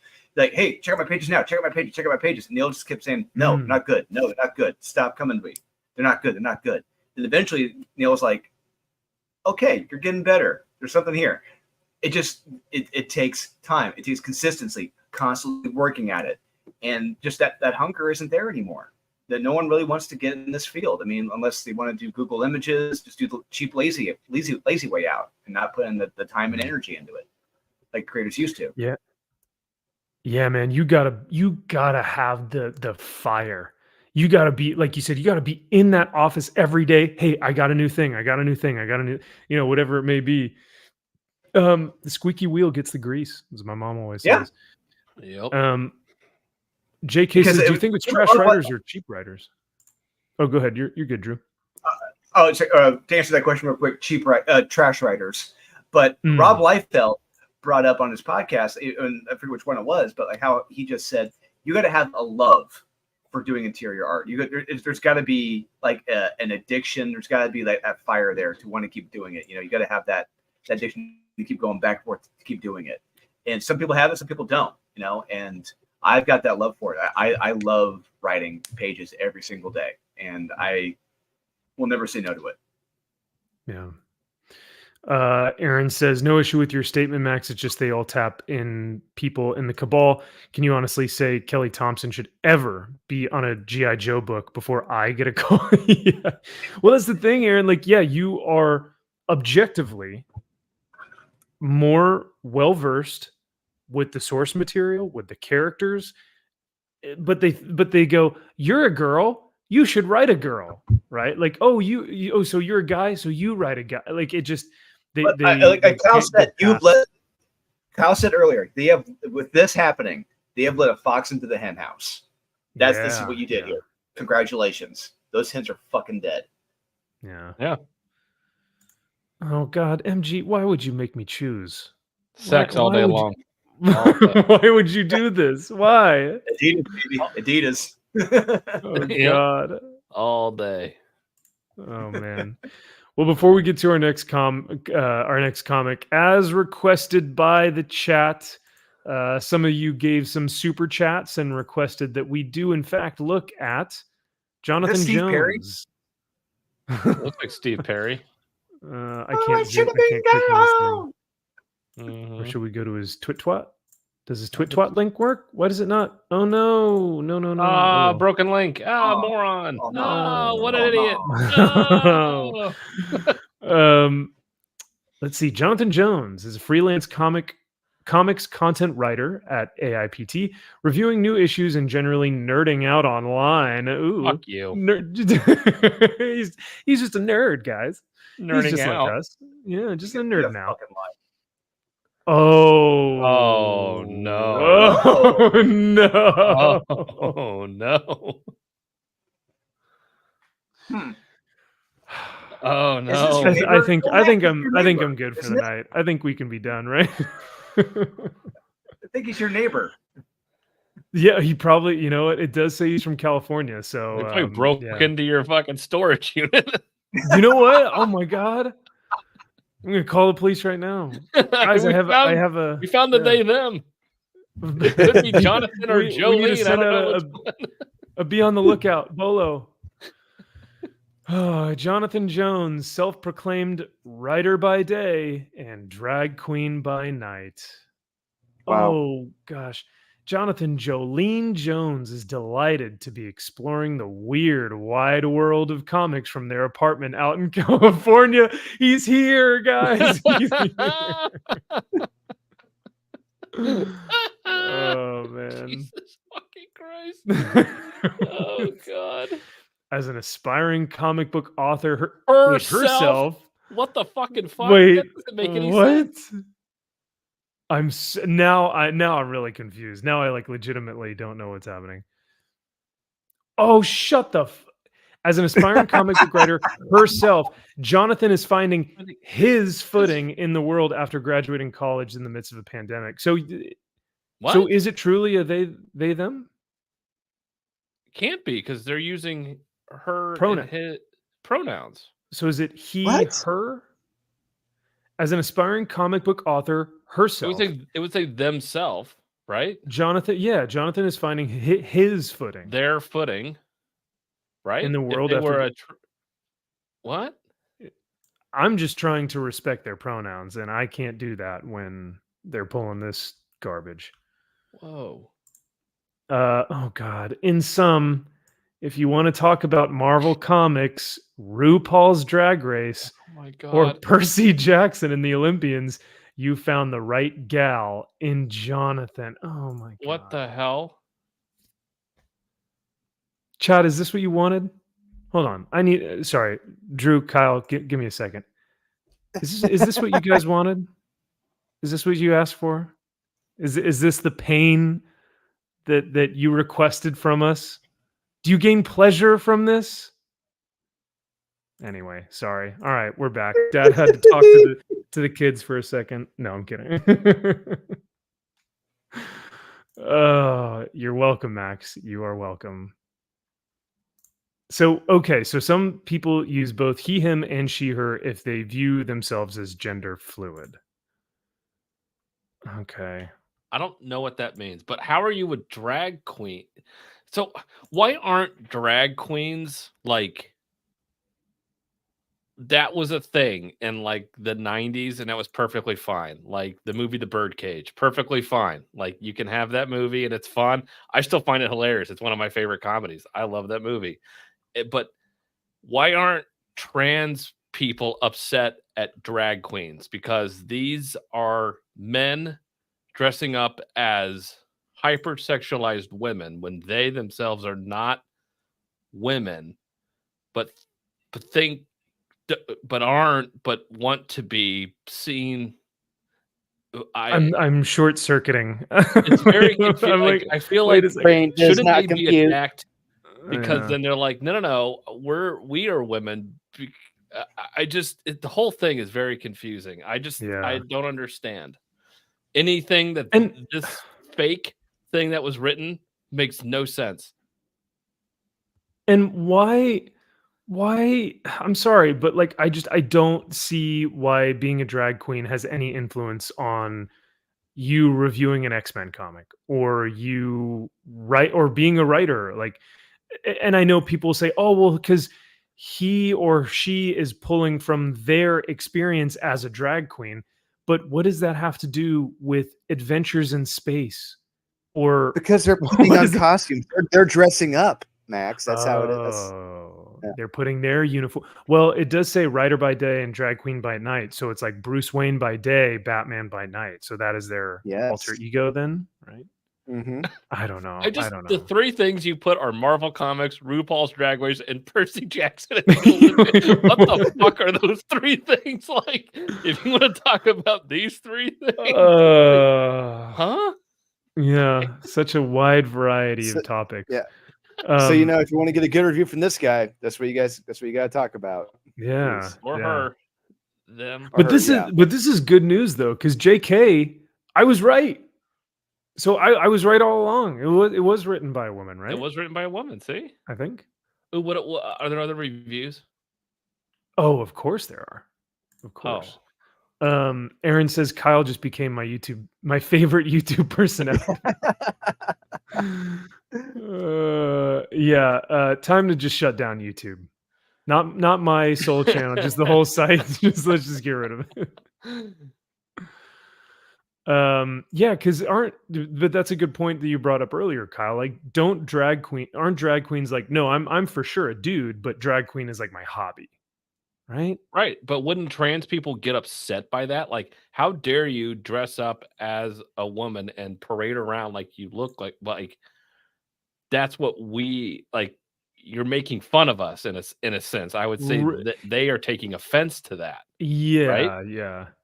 Because it would be like if someone were like, "Oh, you're from Texas, so do you go down and ride horses?" And it's like it's a caricature, and so you're Exactly. like, "Oh, you're making fun of me." You're making fun of it. Like, no, that's a serious problem that we have to deal with. Like, you don't understand what it's like. How dare you? You're parading around like this is fun for you. Well, this is something this is real. Like, stop doing that. You can't be like that anymore. Yeah, That is true, Aaron. They are upset by and themselves specifically. Yes, themselves. I mean, look, I hate to say this, but I mean, because I've encountered them myself being overseas. They're like Middle Eastern terrorists. They're just always upset at everything. Oh my god, yeah. Yeah. And like Middle Eastern terrorists, they rule with fear. They're gangsters that rule by fear. Yeah. They use their whatever it is, their weakness as a weapon. But Jamin, when you said you lost all 3 marbles you had before you joined the stream, I just thought about Austin Powers, where he like checks himself to make sure he's got all his balls, and he's like 1, 2, 3. Okay, we're good. Oh man. God. All right. Well, chat, you asked for it. Thanks for that. Kyle, if in terms of like any more comic reviews, Fantastic Five, the best comics of the week, February 28th. Enter the City of Woe and Resurrection of Magneto. Oh no. Well, this guy will be next guest appearing on Pop Culture Philosophers talking about their best of the week. I'm sure they agree on all the fucking books. So it's like it's all X-Men stuff. It doesn't look like he really does a lot of other. It's all Marvel and Like this is okay. Here's the best comics of the week for October 11th. X-Men Red, Jean Grey 2, Dark X-Men, Jean Grey 1, Dark X-Men. Yeah, I mean, Oh my god. if we really, maybe at the after party we can look more into it. But I think that's about all we need to see from from Jonathan Jones. God. So, Yeah. excuse me, Jolene. It is nighttime, so yes, it is Jolene at night. It is Jolene at the time of recording. So yes, we want to be respectful. Yeah. Yeah, yes, we do. We want to be in good faith, of course. And Indeed. so, Jolene. Obviously, we're only come at it from good faith. Yes. Anyway, Batman is a meh. It's a meh. Yeah. X-Men 32. I mean, we already. I mean, do we need to say anything more? I think Jolene summed it up pretty perfectly. Jolene said 2 women with swords fighting fascists. I mean, that's all Yep. you need to know. So Nothing about the horrible art by Phil Noto? No, of course not. They're not going to say that. no. All right, Oh now my- this wait. piece of shit book. Hang This on a piece of second. shit. What is this? Have we ever seen this before in League? That's new. What? What is that? What is it? Is this for prospectors? Oh, Oh, sales for the price prospectors. Hold on, breaking Ooh. news, everyone. I want to see the sales for Ultimate Spider-Man now. Wow. See what those look like graded and shit. Ooh. Yeah. I wonder where they're getting their So data from. tracked sales history. Yeah, where are they pulling this Is it information? literally just eBay? Just eBay. Okay. That's accurate. Yeah. If anyone is gonna do this, go use cover price. Don't do this. I Yeah. don't know what they're using here. But like They got the 6 old to- prospectors out in Yeah. Tucson, Arizona doing this. $6 to $18. Who paid $18 for this piece of crap? It's got to be for one of the ratios. Has to be. Well, it is Peach Momoko. She does sell. She's got her fan base, man. Yes, she lot of does. sense. So Okay. Kyle, why did you say that this was a piece of crap, a hunk of junk? What do you mean It is by a that? piece of shit. This fucking book is awful. And anybody that Explain does yourself. like it, So is explain an simping argument. over Explain a Peach good faith Momoko. argument. Yeah, please come at this from good faith and explain your criticisms. Peach Momoko, by and large, is not a good artist, in my opinion. Whoa. I think she's very overrated, and anyone, specifically men that say she's amazing, are just simping. And this book is just stupid manga crap. Like I honestly hated this fucking book. Like I couldn't stand it. This is absolutely Hey, I mean, awful. come on now. This is not all manga. Like you need to read Berserk and Blade of the Immortal and stuff like that. This is not all manga. No. But No, but No. there's a Oh, good all right. portion. Max, you're right. However, there is a good portion of manga that are like this. That very much a day in the life with students in school and experiencing, romance day in the life shit. It's like I couldn't or care less. Supernatural, yeah. Yeah, or This is supernatural your stuff like number that. one. This is And your wait, X-Men. this is This is the X-Men. so that was going to be my next question. I was like, so when I read this, I legitimately went back and I said, am I reading an X-Men book? Like I had to double check because nothing about this is X-Men, right? Whatsoever. Right.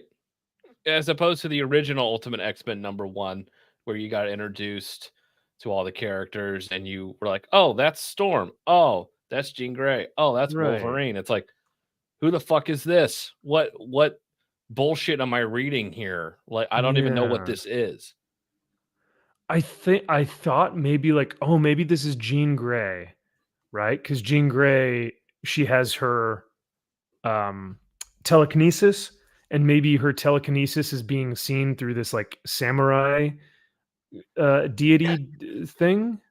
A little That's just- samurai girl, a little it's a Asian st- girl. It's a stretch, You're but doing I'm that. just trying Okay. to think how this relates to X-Men. Oh, Like Jesus Christ. yeah. This got Drew? approved. Well, because it's Peach Momoko. She can do no wrong.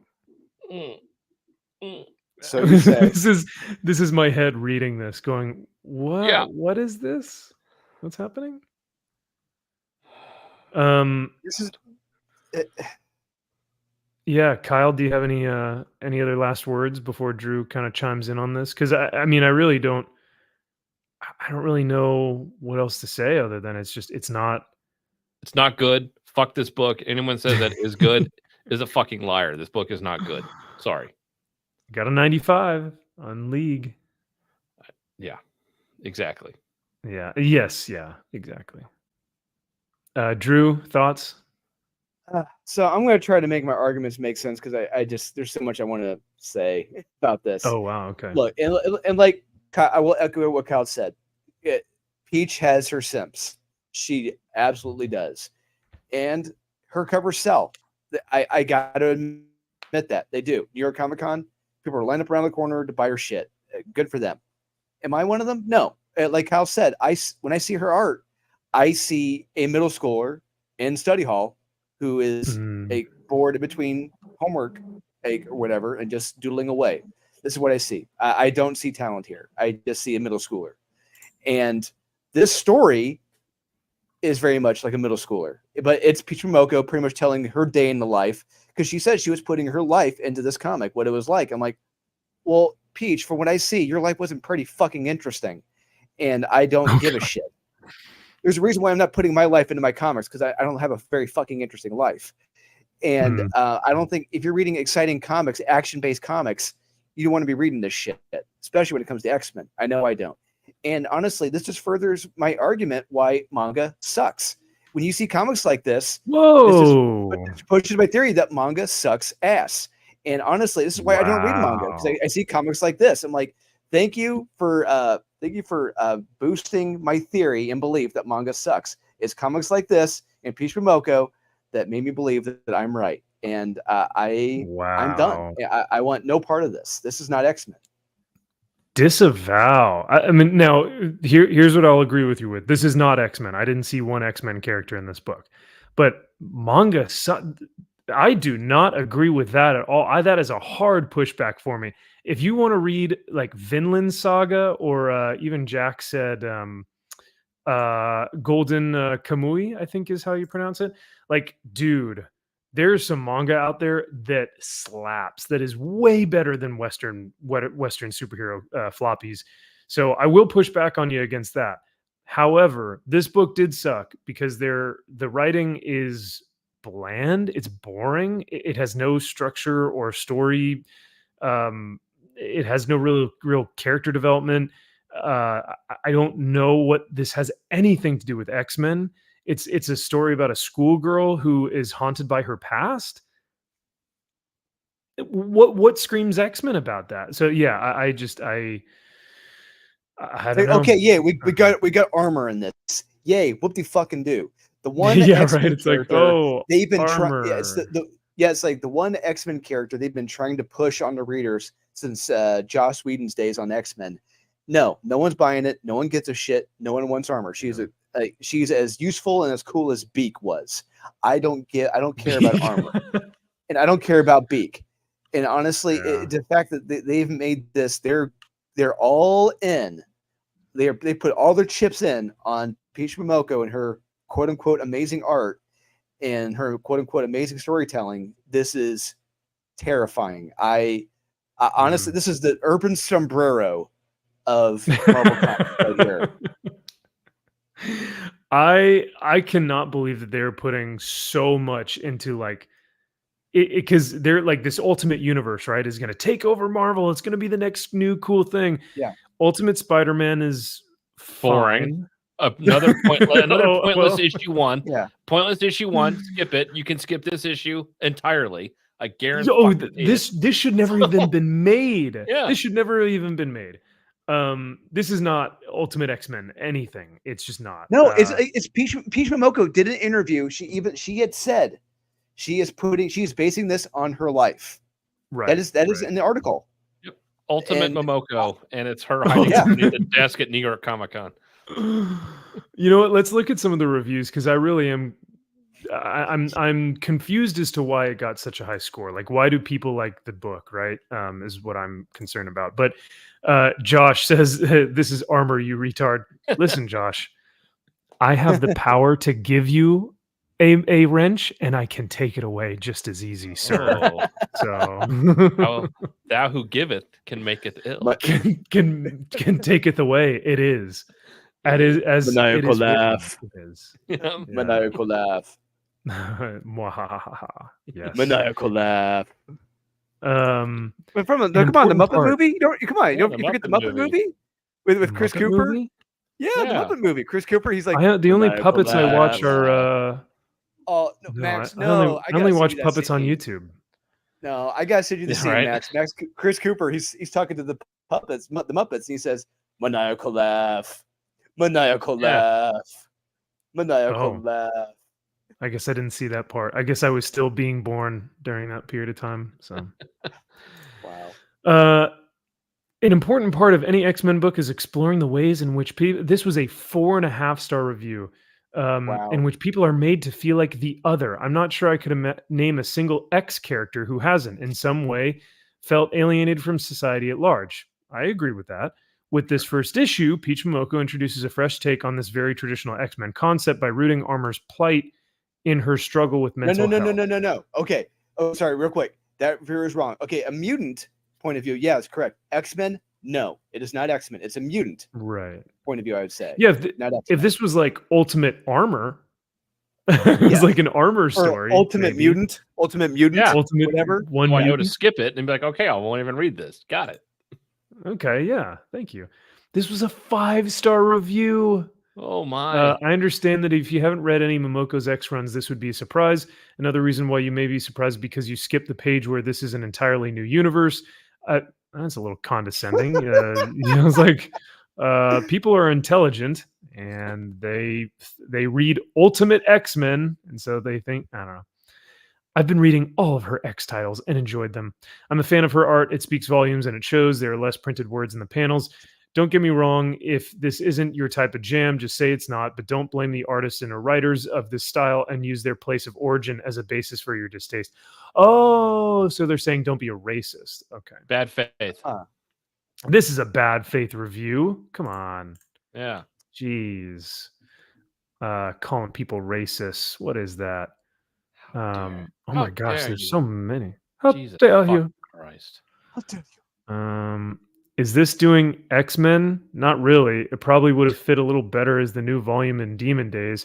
That's not necessarily a bad thing. We're getting a back to basics relaunch of the X-Men line in a couple months. So I'm excited to see a creator with a strong vision being given a chance to do something interesting with the IP. Wait, How you is just that a said, is four-star this review? doing X-Men? That is not X-Men. Not really. How is that a 4-star review? How? We're getting a back to basics X-Men when you literally just said in the sentence before, is it really doing anything X-Men? Not really. It's like, you're a fucking 4 moron. stars. 4 But it's stars. But it's super. I mean, it's really good faith, though. I mean, that's in good faith, God. right? God damn Gotta it. have This faith. is how I get worked up. Stupid reviews like that. That is a stupid review. Yeah, it's like you're Yeah. gaslighting me or yourself. I don't even know what you're doing. Setting himself on fire. That's what he's doing. It's Mhm. it's Himself someone who ablaze. doesn't really actually understand what they're trying to say. Like they want to be supportive, but they also don't really know why they like the comic book, and so they can't articulate that well enough in a review, and so they just say, "It's great. I like it all." You know. You know what, Um, Max? see I'm getting everybody more else enjoyment like out of I'm getting more enjoyment reading these reviews than I am reading Ultimate X-Men #1 right now. Oh, That's all I'm gonna say. 100%. Yeah. 100%. And I'm someone who actually kind of enjoyed some of the Demon Days, like one shots, because that's all they were. It was a one shot. It was a Demon Days thing. It was like, what would Venom be if he were a yokai, right? Which is I think it's a Japanese demon. Stop. I don't know. I'm more cultured than you are, Kyle. So God I mean. damn it. Aaron, try typing again. I gave you a wrench. Try it again and see if it works. But I mean, damn, I'm feeling generous tonight, boys. I'm giving wrenches left and right. So Definitely Yeah, needs where a are second wrenches? read. Where's Cal's wrench and where's my wrench? Yeah. The you guys slow don't ever pace type and- in my comments. You guys don't hang out with me. Oh, Well, you guys are on the that's- panel. Why would I give you guys a wrench? Yeah. Yeah, that's fair. Yeah. Definitely needs a second read. The slow pace and horror vibes. We're a happy surprise. I got Work. everything I needed on the first read because this is a 40-page comic, and yet I read it in about 5 minutes. It's a nothing burger. Nice try. And it's $6 for about 3 lines of dialogue Oh, Yeah. fuck that. and lots of watercolor that. artwork. Reading those So. fucking tea leaves a little too closely. So there you go. Yeah, Weebs Unite. Oh yeah, this is super sad. Did you guys watch Dragon Ball Z and Dragon Ball when you were kids, like on Yeah, Toonami and stuff absolutely. like Hell that? yeah, Yeah, I did. every Toonami? day, every Oh, day yeah. after school. Yeah, we were coming home to watch it. Yeah.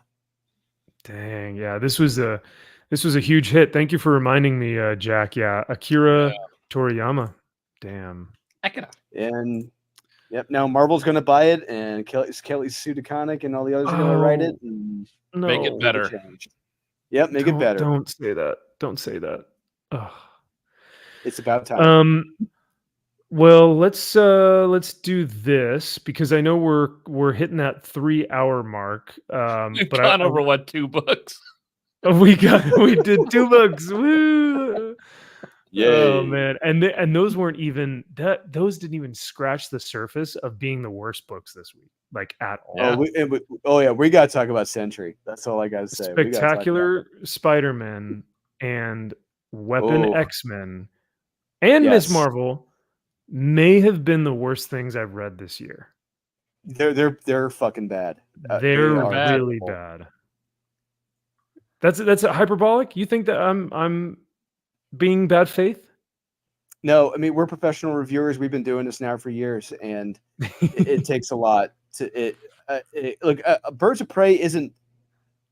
It's boring. Birds of Prey was just fucking boring. I'll say that it wasn't terrible, but these comics are just fucking bad. Yeah, these were. This was. I mean, Weapon X-Men was the worst comic this week, in my opinion. I know most people would be like, "Oh, the Miss Marvel Mutant Menace was terrible." Weapon X-Men did way more damage, way more. Yes, you just said it right there. The damage that comic has done to the character Wolverine and those different variants of Wolverine. It is irreparable damage. Oh, They were God. fun. So fun. Well, do I even That's need not to even say anything? That's not even the last page. Oh man, Well, it gets better. We didn't. Yeah, I didn't read Sentry. I think Drew read Sentry, but I mean, if this isn't current day Marvel, I don't know what is.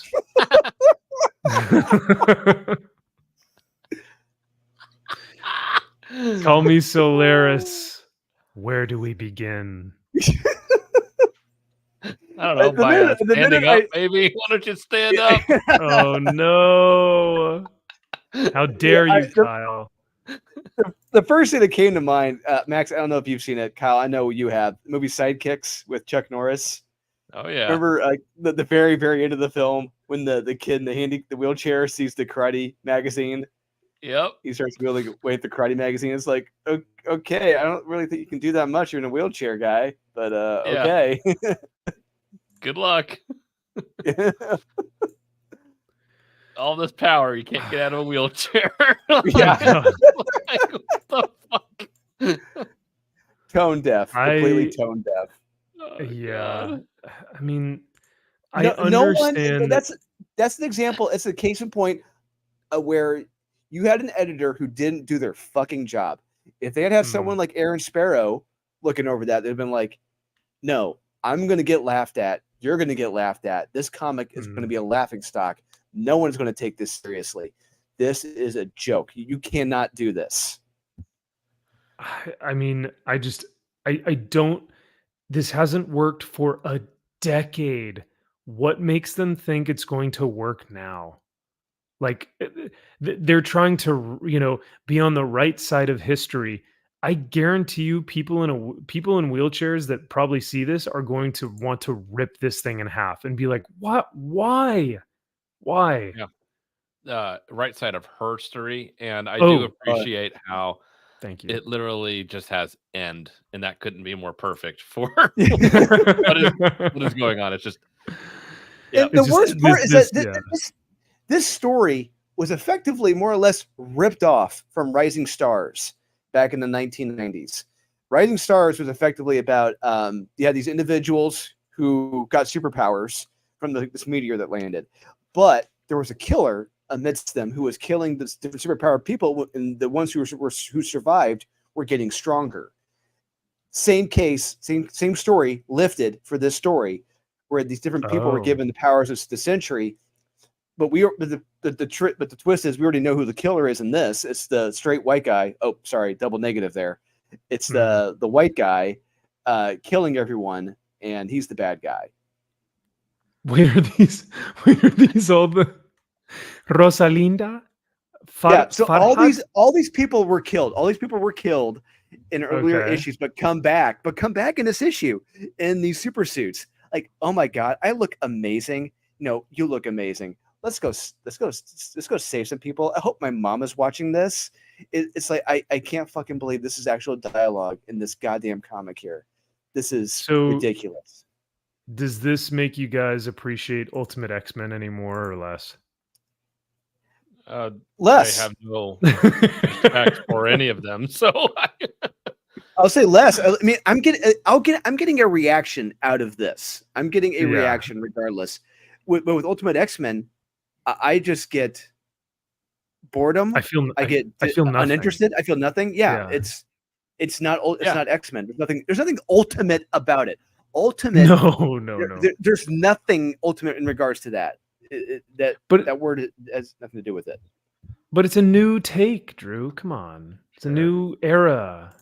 No, I just It's want to say lukewarm. Mark Miller did this much better in Big Game when they had a character that was, doing things, and they turned out they were in a wheelchair when they were having special abilities being done, and they go and visit them, and one character's like, "Why? What difference does it make? They're in a wheelchair. They're not going to be doing anything," and they're like, "Kill them anyway." And they're like, "Okay, got it." And you fucking kill them. It's like, no, don't patronize these people. Like, oh no, they're super special because they're in a wheelchair and we can't take them out of a wheelchair. It's like, because otherwise that's ableist. It's like, no, if you're in a wheelchair and you get powers and you're like, sweet, I'm going to be a superhero. They're like, yeah, but you're stuck in a wheelchair still. It's like, well, what the fuck? Like, really?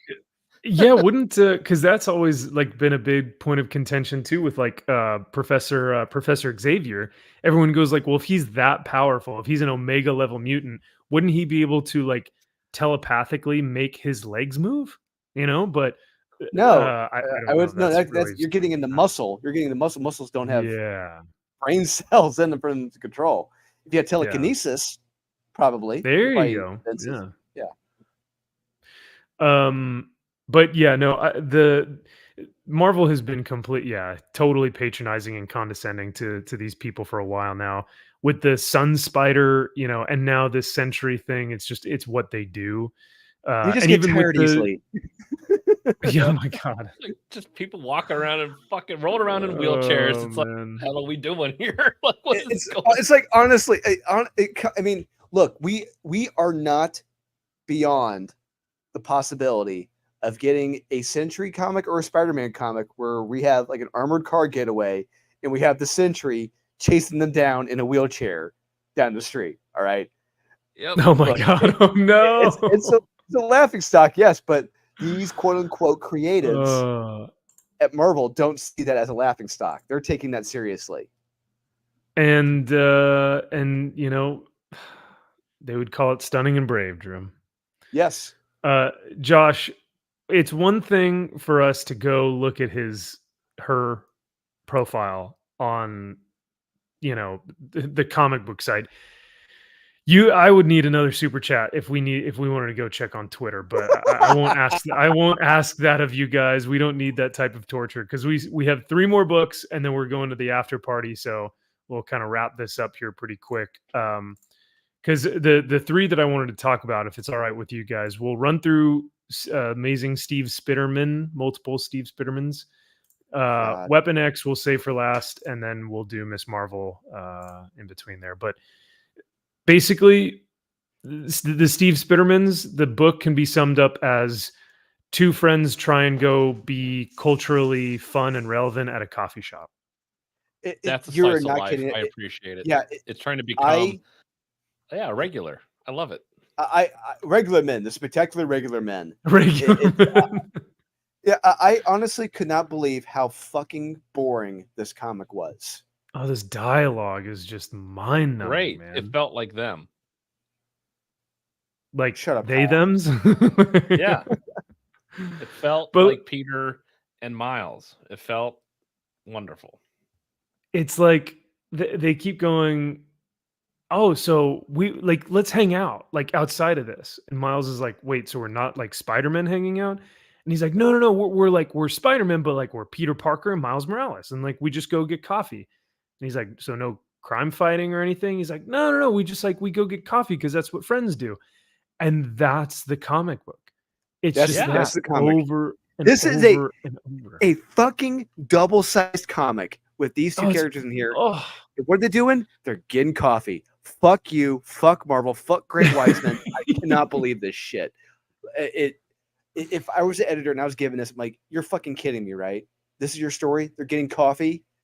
A double-sized No. comic. It's great. It's fun, witty dialogue. They're going back and forth. It felt very kinetic. You're going through. You don't Shut up, Kyle. understand what they're Poppin' saying. Polly Phillips, don't get in. That there's actually things going on, and it's really, really well paced and well balanced. I didn't really finish it, but I knew by the middle of the book that I was going to like it. So I'm going to go ahead and say it's pretty good. I kind of dug it. If you dig it, and that might be for you. But if you don't dig it, it's totally fine. But for me, I thought it was kind of cool, and I kind of dug it. So yeah. Pop and Polly, I did not invite you on this stream, man. I thought you had your own channel. Go over there. I don't want to watch you on here. That was actually that was like very convincing. You had the tone and the inflection down very well. It's kind of scary. Job well done. It's a little bit much, but no, I'm kidding. It's really great. And if you like just the whole shtick is just yeah. Just wait till. Do you want to know what his pick of the week was? We'll get into it after. Okay. Yeah, I don't know if I want to know, but we have to watch it. We have to. You know how big of a bitch she is. I want you to go through. We'll do it after. We'll watch it. I want you to go through the new comic books of the week, and I will let you know which one is, if you can guess what his pick of the week is. Okay. Hey, that's pretty good incentive, chat. If you guys are not members yet and you guys want to hang out with us in the after party right after this, like we'll end this show and go hang out in the after party exclusive to members. You can watch Kyle and I argue about what comic Rock and Robbie picked for his pick of the week. My pick of the week this week. Yep, it's pick of the week, and it's a doozy. It's a doozy. But Jamin gave us another 10 loonies, dude. 10 loonies. That means that we got to go check out that You're Twitter going on the page. Twitwat? You're going on the Twitwat? We got to go on Twitwat, man. Jamin gave us 10. Oh, all right. Well, sure enough, your wish is my command. Jamin, thank you, dude. Seriously, you didn't. You know what? If we get tortured, thank you. Like I unthank you. Thank you, but not. We love you, but hey, whatever we find on there, that's on you, Jamin. That's your $10 well spent. But seriously, man, thank you again. We appreciate that.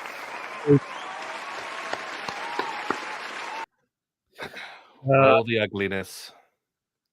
So roll the. What did you say? Roll the ugly. Roll the ugliness. ugliness. Yeah, Kyle, you forgot he hasn't seen The Jerk. He's got to watch that first. He hasn't seen. Shocking. Any reference? Just assume I haven't seen anything. So he hasn't seen. He doesn't know about the illegal act in Mexico of cat juggling. He's not aware of this. Mm-hmm. No. Sport. Here's what we'll do, Jamin. We'll finish up the Spider-Man book, and then we'll go to Twitwat. Religious man. So does this guy have some type of influence on people? Who, Greg Weisman? This character, black gay guy. I think it's because he's black and gay. That's how he's able to get away with it. Oh, okay. Using his privilege. Okay. Yes. But later on, he grabs the hand of somebody, and this barista chick, and she's like, and he says something like, "Hey, you're an angel. You want to hang out with me?" And she's like, "No." Wait. So I'm like, "Oh, so he doesn't have powers?" Is this the same guy? Yeah. Are you sure? I think. Are you being racist and assuming that both of these black men are the same person? Well, this guy has a mustache. No, I thought it was that guy has caricature. No, this guy has short sideburns. The other guy has long sideburns. Well, he's black. I just assume he grew his hair out faster. I don't know. No, look, this guy. No. I think these are two different people. Oh. But he's bad. This guy's bad, right? Yeah, I keep thinking that this is a bad guy. Because at the end, he's like not on the because he's phone. black, but because he's Well, obviously he's he's black, so he's trying to steal. He's trying to rob this place, and I don't understand why he's doing it in broad daylight. But cuck this guy with this white woman. Yeah,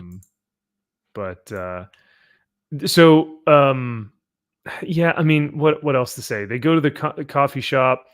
It's a lot of Gen Z lingo. So like Peter is like, yeah, you need to get in here and you need to order coffee from the guy. And what's his name? Miles is like, no, I just ordered it from the app because that's what normal people do. And he's like, get it? And he's like, oh, okay, well, I guess, you're pretty funny. Are you going to apply to call it? It's just, what are we doing right now? Now, most people, I was about to say, most people are probably going to say, oh, I love getting a look at just like Peter and Miles and their natural element or whatever. yeah. This is not interesting to me. Wow. Max, real quick, let's like, while we're on the subject of this, there was a long-running show on NBC called Law and Order. Law and Order was on the air for about almost 40 years, and they had maybe one episode where it showed the cops after a case. It showed them what their lives were like, going out drinking or being alcoholics or just the problems they had in their personal life. Just one episode. And that made that episode much more powerful and interesting because you saw what their lives were like. Right. If every episode had been like that, fuck that show. No one would have been watching it. It would not have been on the air for as long as it had been. I totally understand. Yeah, because character work can be beneficial so that once you get to like a lot of action or once you get to like a really big epic scene, you've already spent the time with the characters like in more of like an intimate setting. So it makes more sense. But when every comic is just this, oh, black lesbian, it just has to be in a comic book. Who is this woman? I don't know.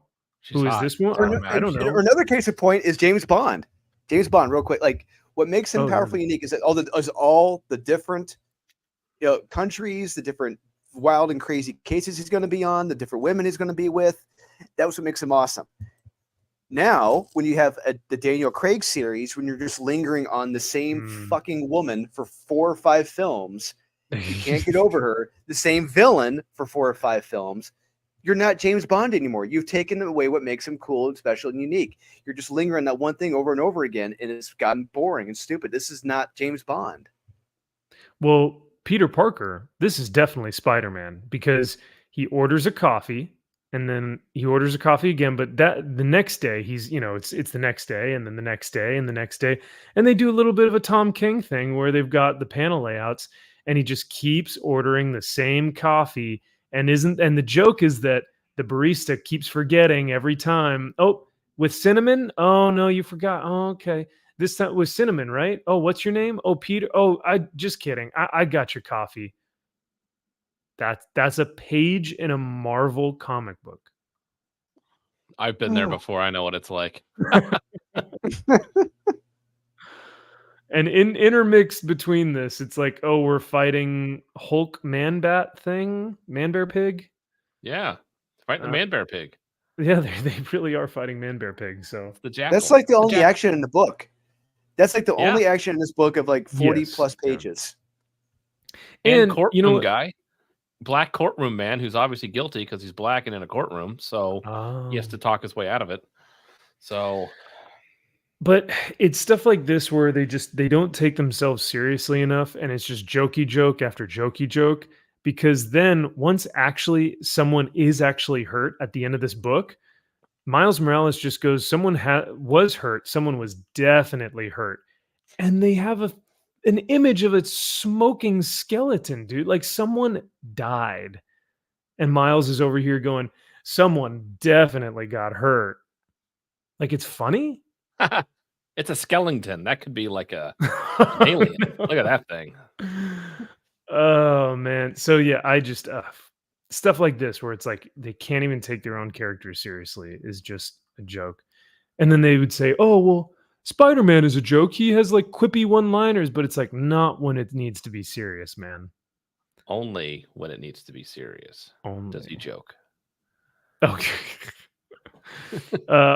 And then just this book was just terrible. Beautiful. What did people give it? What? 96. Yes, My thank God. What you. the ever loving fuck? I've lost all faith in the reviewers, people reviewing this. God. This is a good point. It was very scatterbrained, and it felt like they could have structured it better. Absolutely. At the very least. Yeah. Oh yeah. That's just issue number 1. You know. This was a good issue and really fun start. I'm fully on board with this, and I'll be checking out the other issues. Yeah. Name's Paul, right? This was a pretty solid issue and fun start to the Yeah, series, get it. but I'm not quite sold yet. Peter and Miles bouncing off each other is a ton of fun, and the art is super energetic. Yeah. All right. Yeah. Just put Spider-Man in it. They'll like it. Yeah, Right. yeah, exactly. It's celebration of mediocrity. That's the way I see it. Yeah. Just like with Peach Milko, celebration of mediocrity. Yeah.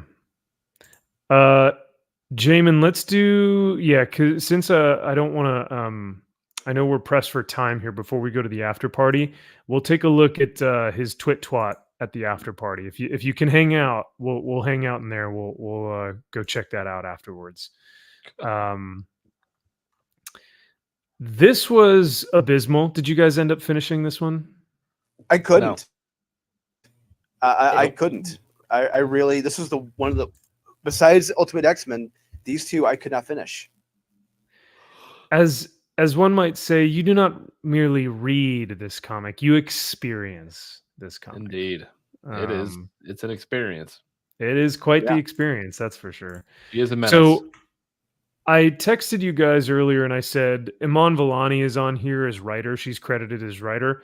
I do not believe that she is that insufferable. If she is writing this, her ghostwriter is Sabir Perzada, this male feminist or whatever, because this book does not read like Iman wrote it. She seems way more competent than whatever this book was. So is she a writer though? No, she's not. She's an actress. She's not. Yeah. She's What an the fuck actress. does she know how to write? Well, that's the thing, right? Is like, what's with all these celebrities trying to write comic books? Like, Yeah. Stay in your lane. Fuck If off. Mr. T, if Mr. T can't do it, you can't do it. All right. So Yeah. try it. He's Oh the my true gosh. Renaissance man. He can do it. Jamin is like, no, please don't do it. He's like, Now we're going to because you said not to. yeah. He's like, I gave you $10 not to look at the Twitter account, please. We're doing it. So Miss Marvel has the big hands. Yeah, She's she like does. stretchy or She's good something. at fisting. Yep. Oh, yeah. Yeah. Oh, smack Yeah. me with those giant hands. Just grab my throat, just choke me with the big hands, Miss Marvel. Yeah. Oh man. This reads like a Gen Zer book. Like it's written like it's supposed to be for Gen Z kids by someone who's out of touch with Gen Z kids.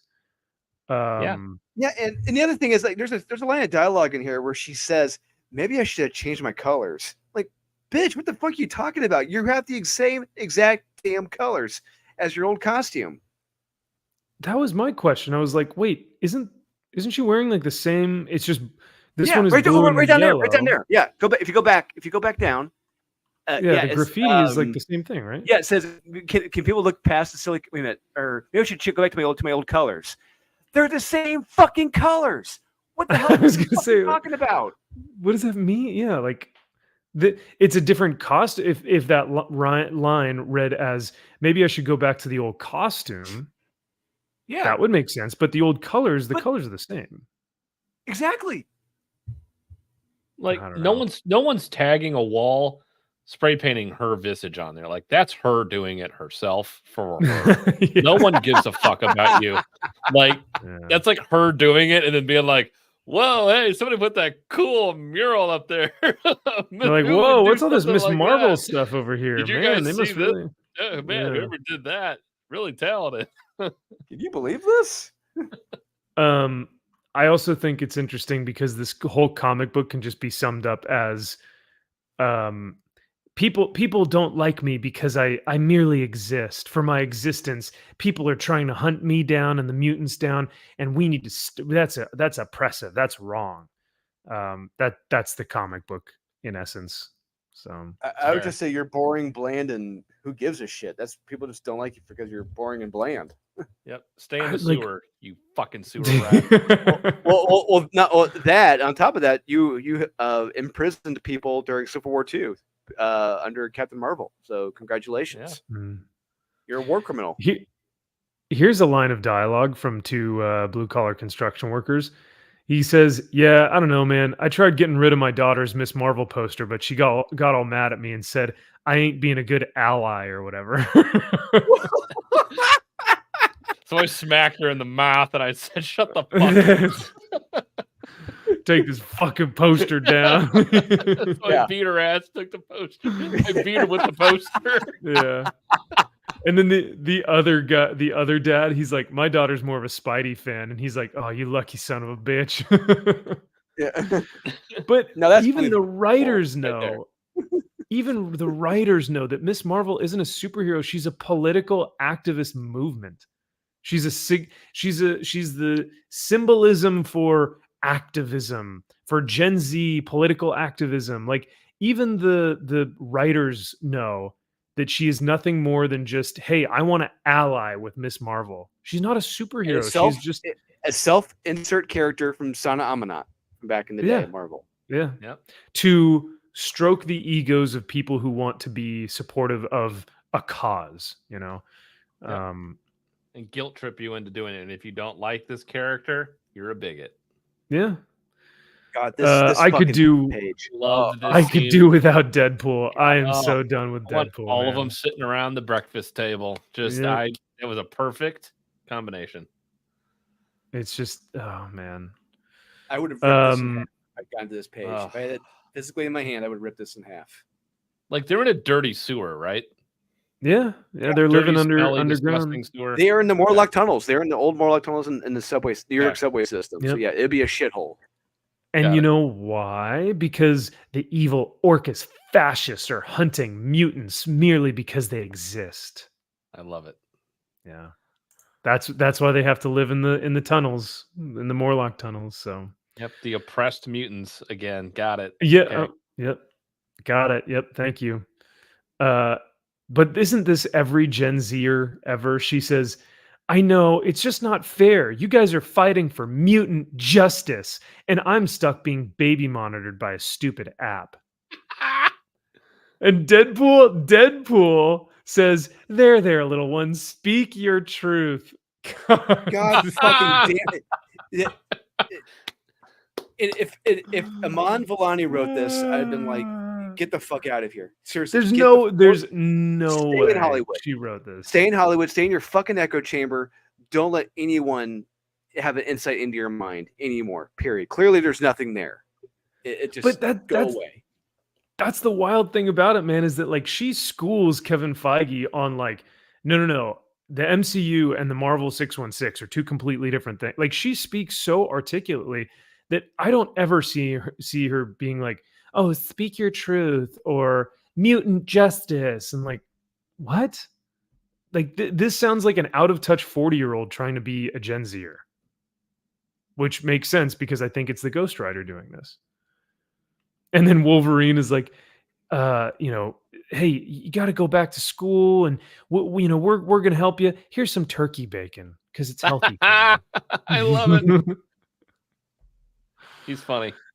I can't like that sit guy. around eating toast and pretend everything's fine while you guys are being forced to live in the sewers underneath all the life, which I still get to live. I just want to be more useful.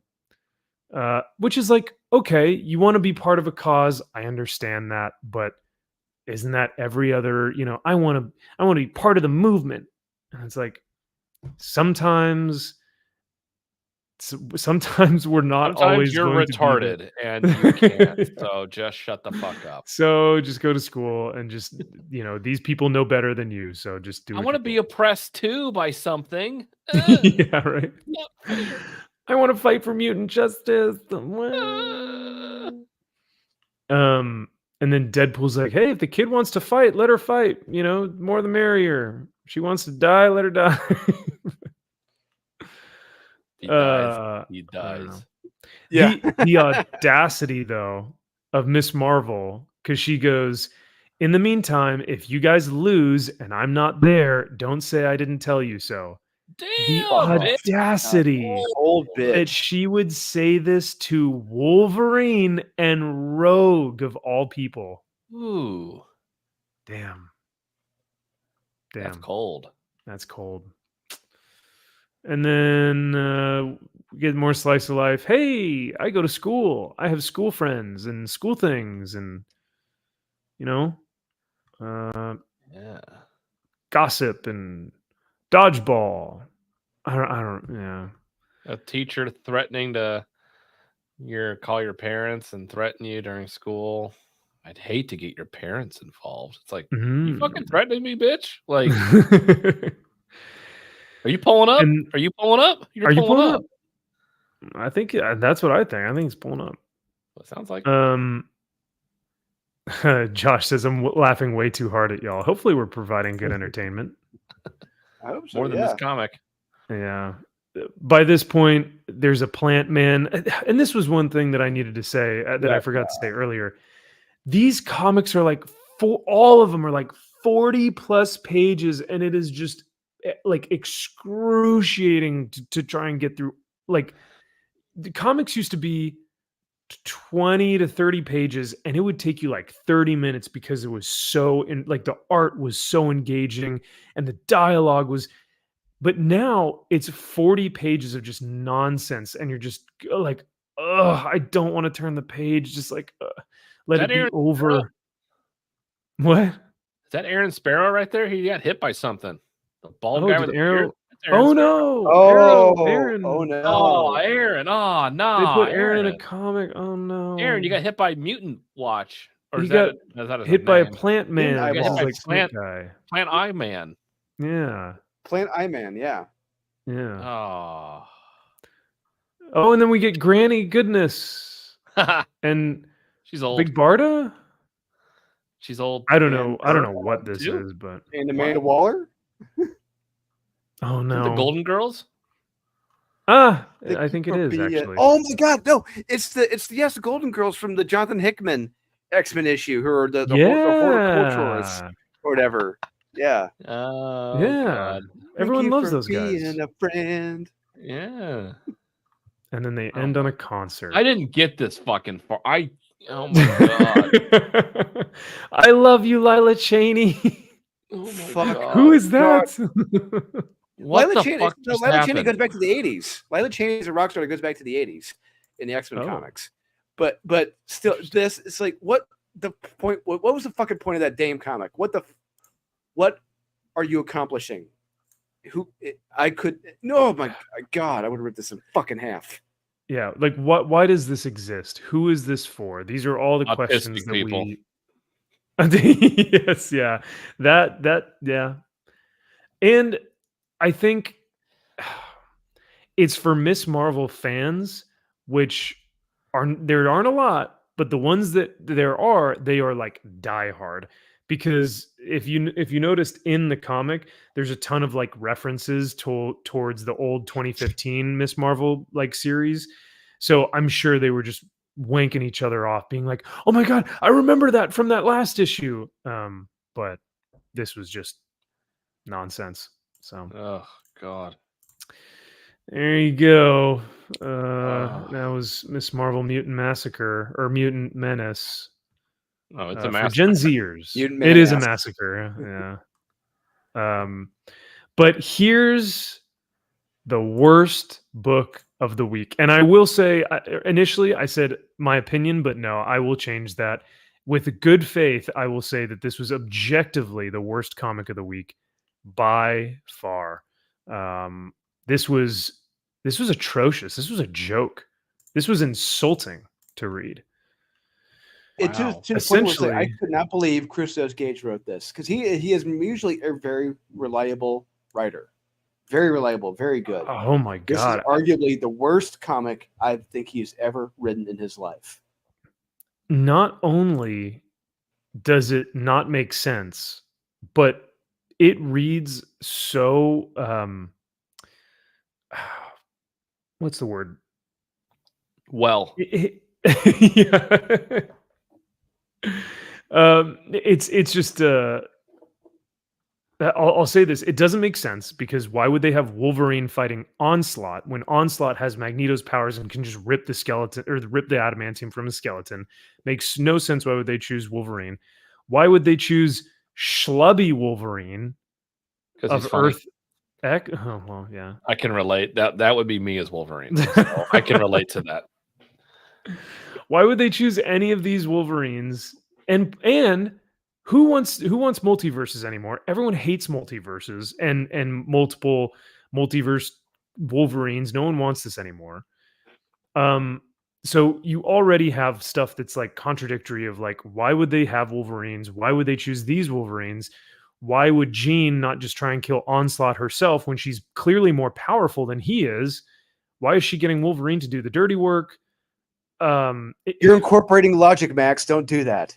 Yeah, and it's off-slot, not on-slot. Oh, thank you.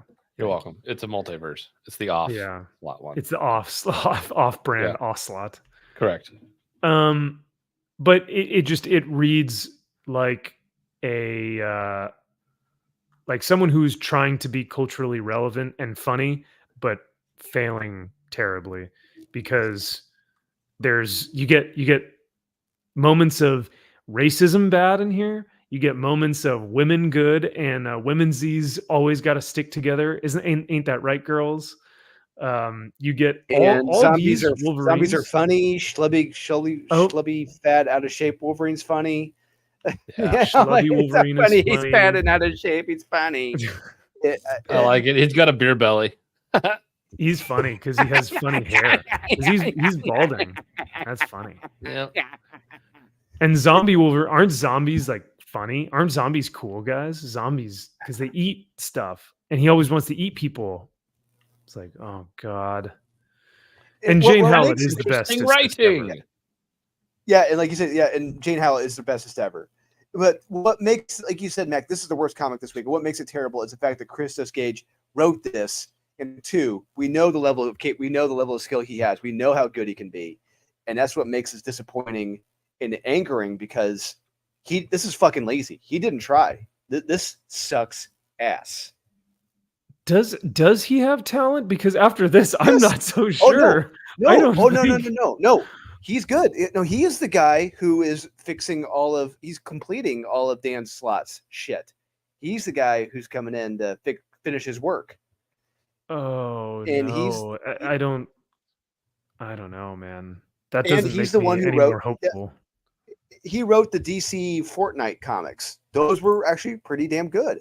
Those were surprisingly good. Let's just read this line of dialogue and we'll see what people think. Jane says, if your ladyship can spare a moment to educate, to help, who might they be, quote unquote? And fat schlubby Wolverine says, you look like you're from olden times, kid. Nowadays, folk who don't want to be pinned down as a guy or a gal use they, them pronouns. No, motherfucker. Kind of dramatic for my taste, but I'm the guy who wears his hair like this. So who am I to judge? Ain't that Good funny, point. guys? That's a fair point. Fair point. He's fat and schlubby and balding, so he's a joke. Yep. And then, but Jane, who lives in the 1900s, early 1900s, she says, well, such persons have existed throughout history, sir, and you are hardly unusual and are hardly unusual in the year of our Lord 1909. Fuck off.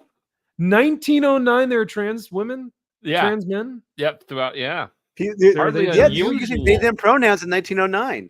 duh. Yeah. I'm like, God. Hardly unusual. In Hardly the year. unusual. That means they are very common. Yeah, and everyone thought that was okay, and they weren't burned at the stake. Okay, got it. Yeah. Sure. And seen as some sort of, Yeah. putrid witch. Fucking demon slayer that Yeah. needs to be put in an insane Or a asylum psycho. or shot in the head. It's like, Fucking okay. so stupid. You're stupid. You're so stupid. So stupid. Revisionist history. I love it. Yeah. Oh, I also forget. They destroy a planet. They kill people in this book. Like innocent people in a different universe, multiverse. And they just go up on to the next one. No, no, no, no, no, no. Dare I say, you might be better. You might be you're better. you're the best. This is you're the bestest. And then Gene later goes, "No, you're the bestest." Because look, when they get to Earth, they meet the new this other Avengers group, and they meet this new Avengers. Yeah. And the new Gene goes, or Zombie says, "Hey, I never could control myself around you, Red. Just a variation on a theme." And then she says, "That you all are, except you, Jane. Keep giving him hell. Ladies get it done, am I right?" It's about time. Yeah. There is so much of this, just like, you're the bestest. No, Backpatting you're bullshit. the bestest. Just Yeah. blowing each other. This character's blowing each other. It's ridiculous. Yeah. Yep. Hey, when you two fellows are done blowing each other, can you tell us what we... Yeah. When you ladies are done, yeah. Done scissoring When you each ladies other. are Yeah, done can we figure out what's going scissoring. on? Yeah. And then later, I'm pretty sure that she does it again, or one of the women do it again to each other, where they're just like, "Oh, well, you're just the bestest." But Jane is at the bar drinking, and this blob guy scene, is like, this "Oh fucking yeah, scene, this whole I could thing not was just believe it. terrible." Because Jane Howlett is the one who figures out that Ocelot is that he's on the planet. So Jean Grey didn't even figure that out. Jane Howlett figured that out for some reason. F me, I don't know. Oh God.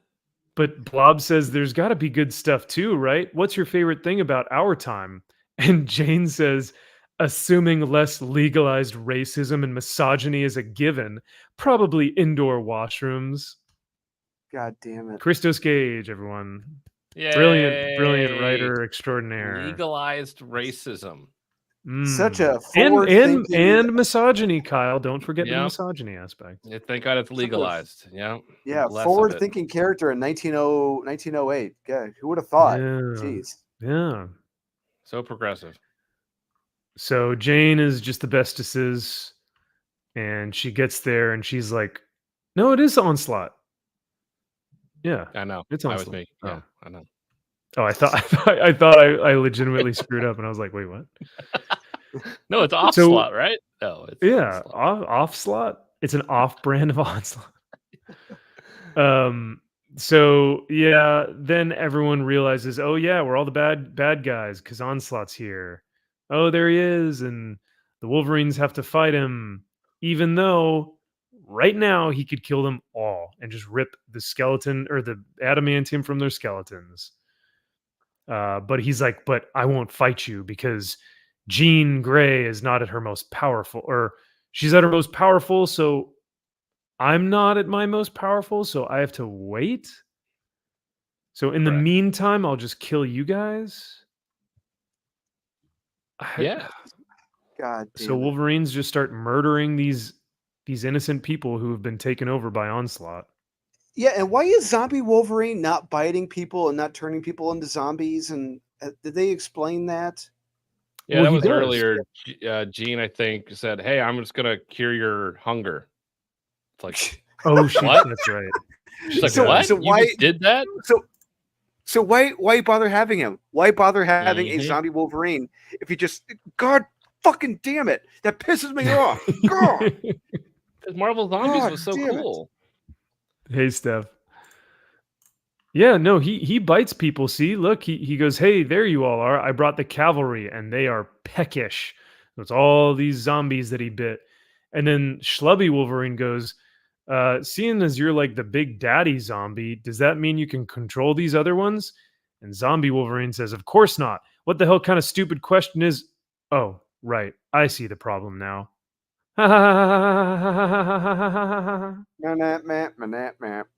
That is good writing. That's hilarious.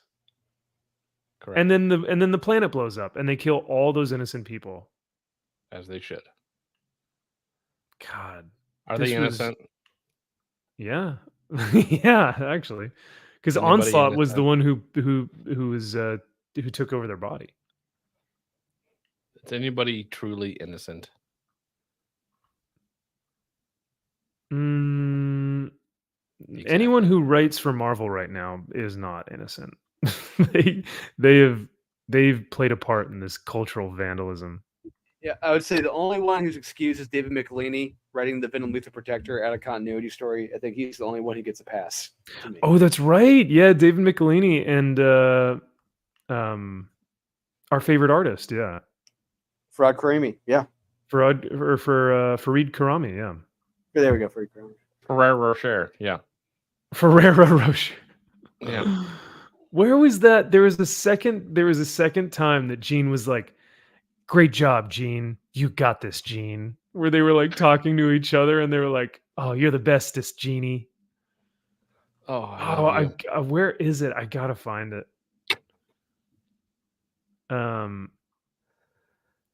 Yeah, I think it's here. "If you don't mind, and for what it's worth, Gene, great job. Right back at you, sister." Yeah. Fuck me. Fucking Fuck, Like, hot. oh motherfuckers, yeah. God damn, that's so hot. God, it's like I'm like Butch in Pulp Fiction when and his girlfriend lies about the watch. He's just like, "Fuck, motherfucker, fuck!" I just want to launch my monitor through my window right now. I'm so pissed. Just reading dialogue like that. God, It's unreal, man. It's absolutely unreal. Perfect. A perfect comic to criticize in good faith. Indeed. As you will, as it is. Yes. So, how we guys, started the show, we ended it there. Yeah, we're talking about good faith. yeah, Love that's it. that. You know what? That's perfect, Drew. It always comes full circle. So, but guys, I am so sorry. I've taken up way too much of your time. I knew we said that we were going to go to the after party right after this, right at 3 hours, but man, you guys just came in with your super chats and just kept donating, and we had to appease the super chat gods, and we had to look at some of these incredibly brave individuals. So I thank you for all of y'all's super chats. Thank you to all the members. Thank you for all the super chatters and supporters, all the lurkers, all you lurkers. I see you out there. Thank you guys so much as well. Even though I don't get to say it enough, we appreciate the lurkers. So if you are a member, please come over and hang out with us for the after party. It will be starting right now, right when we're finished with this. We will be watching Poppin' Polly Phillips. I need to guess which book he had his best of. Yeah. We're watching some Sturgis, maybe some Sturgis. What else? There was one other thing we needed to watch, but we'll do it on the after party. So if you guys are still hanging out with us and you want to come say hi, we're going to have a lot of laughs and just watch some goofy videos, and it'll be a great time. Grab a drink, get in your little footy pajamas, hop in bed and hang out with us at the after party.